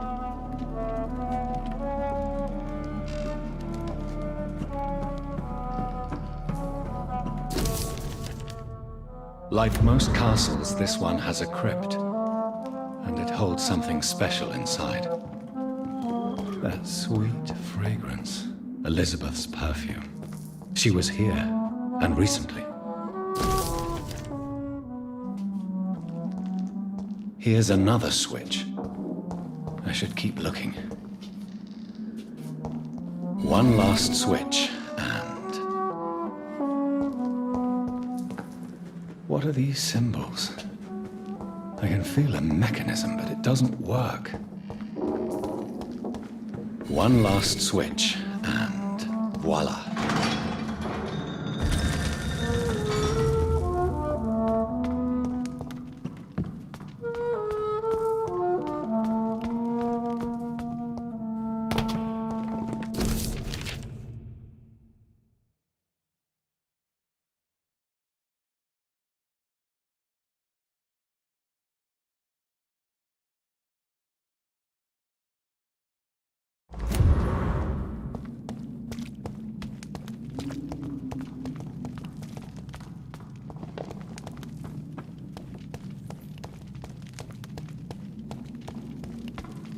Drop your... It's nothing to be afraid of.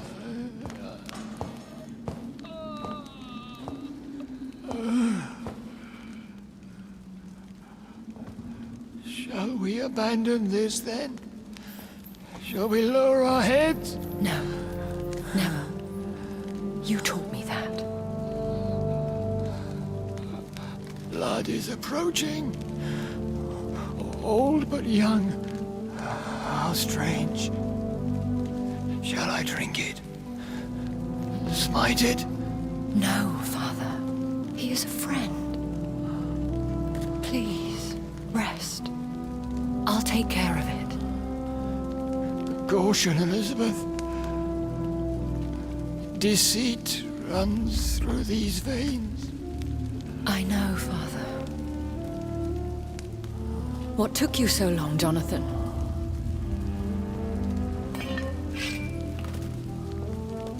Is this... really him? Yes. This is William Marshall, 1st Earl of Pembroke, servant of 5 mortal kings, former regent and savior of England. The greatest knight who ever lived, according to some. And you called him father?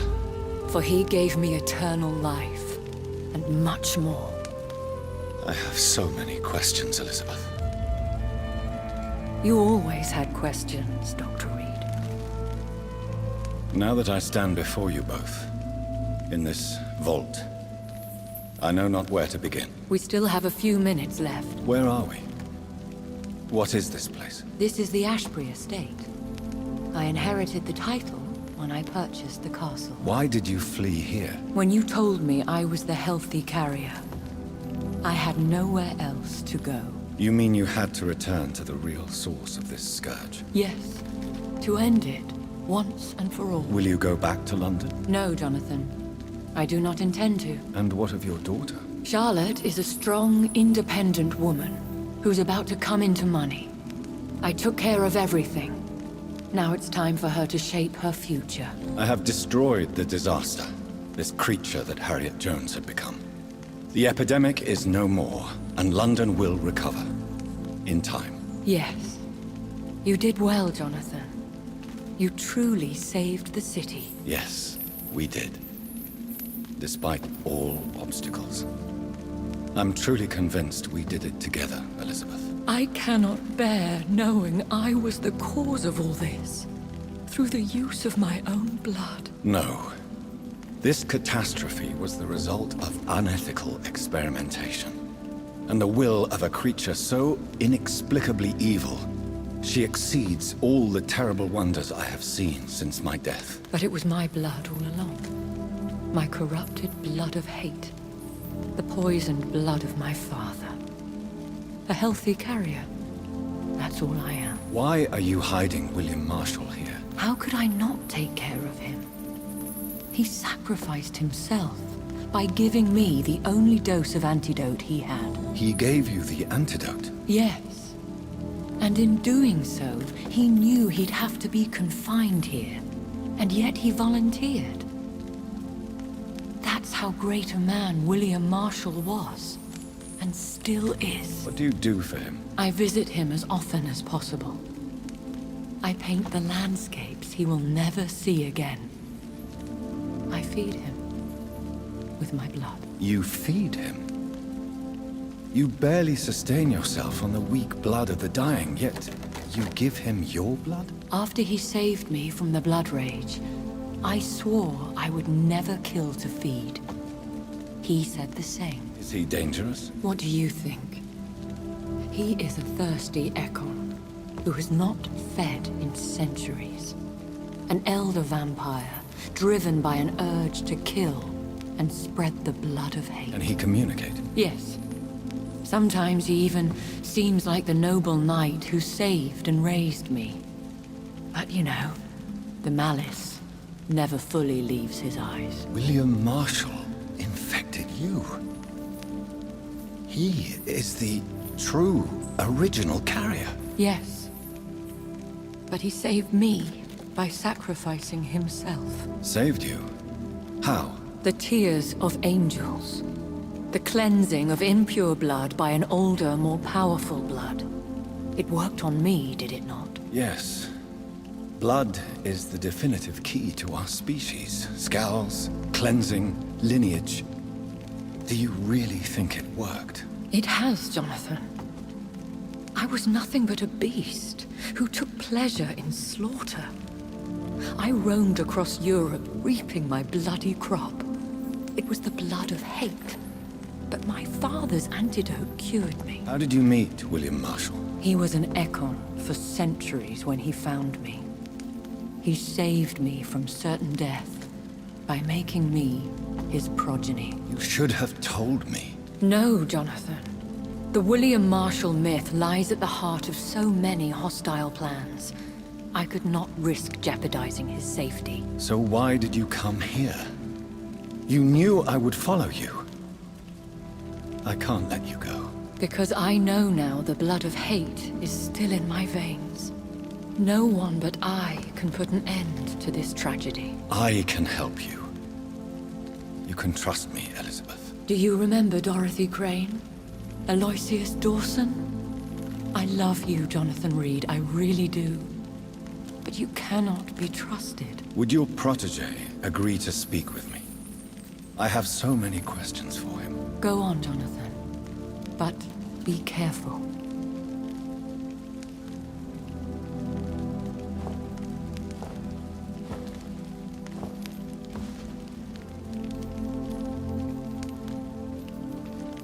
Yes? Sir William.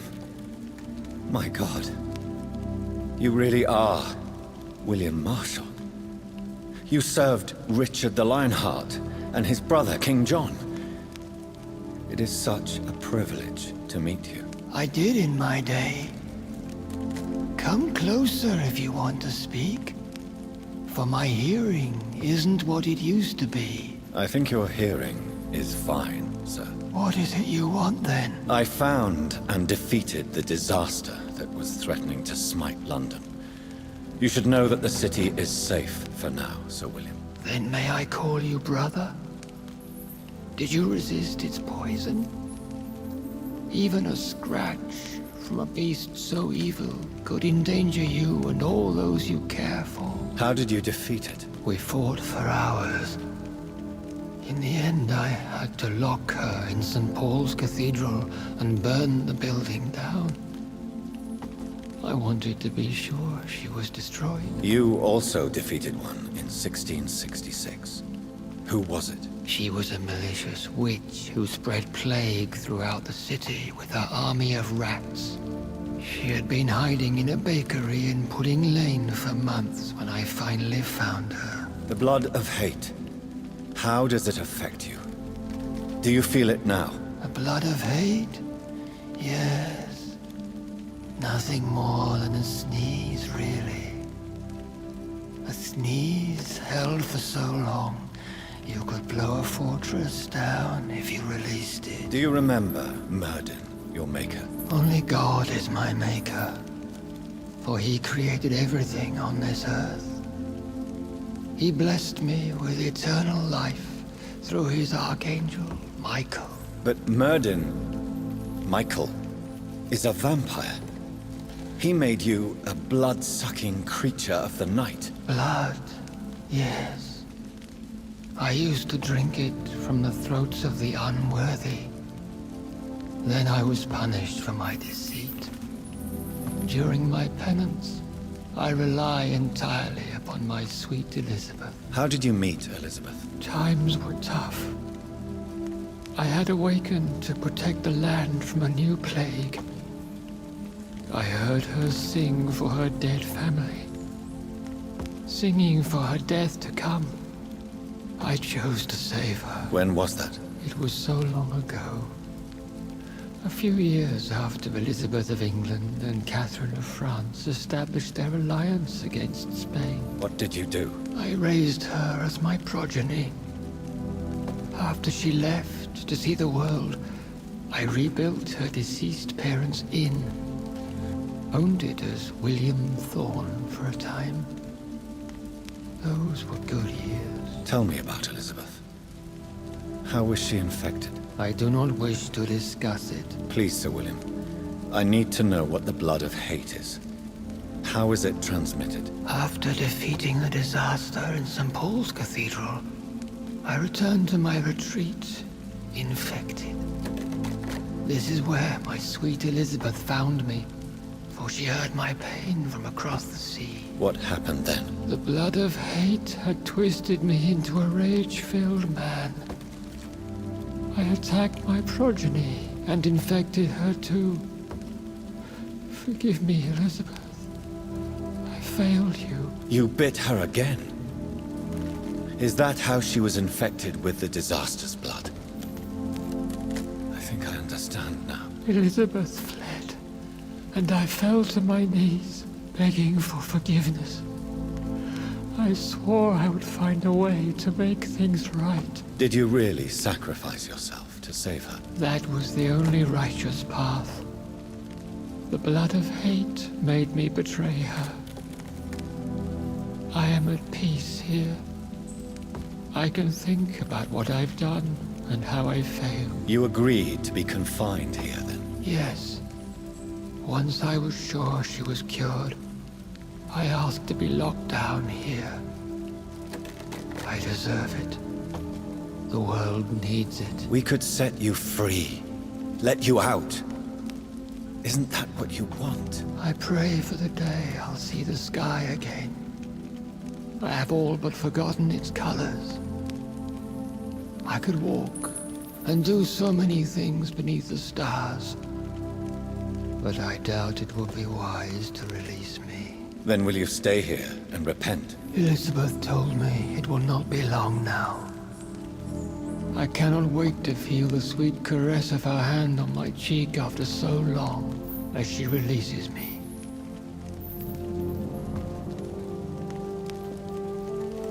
Has the time come? Yes, Father. Why not unleash me then? To see the sky a final time?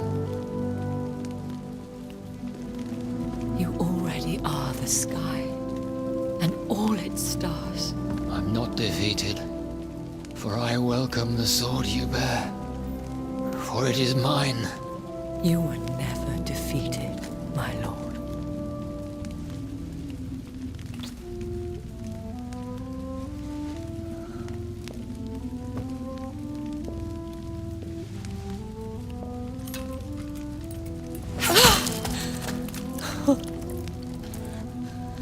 Farewell, Father.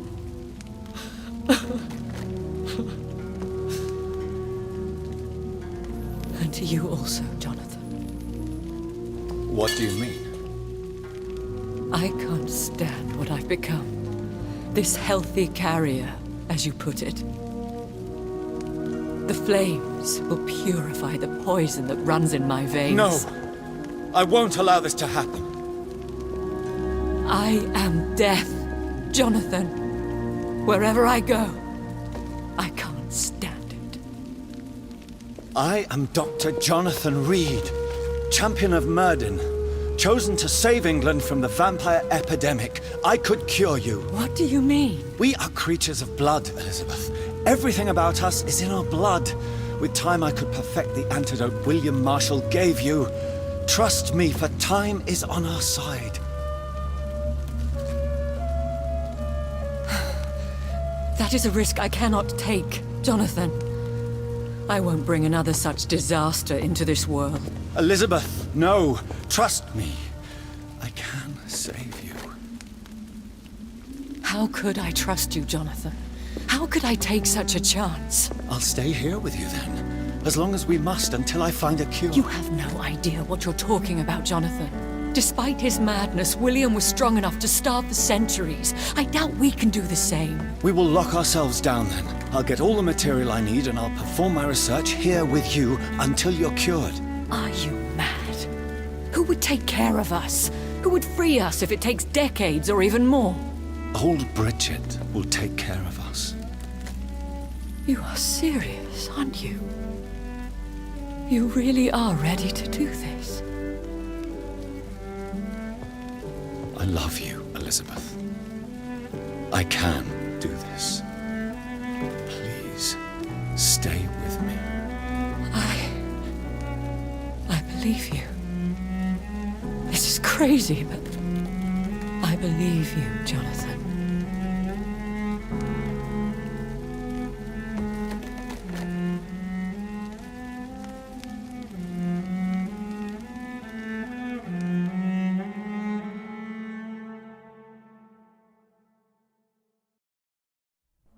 One prayer for the summoned, called by this song. Child born from darkness, whose path ye must find. Now the song is sung, and your path chosen. England is safe, for you have prevailed. I bid you farewell, my champion bittersweet. You found yourself a newer quest, and so I leave you to it. My queen sleeps once again, and I'll soon join her slumber, until alas she rises, woken by the hunger never fed.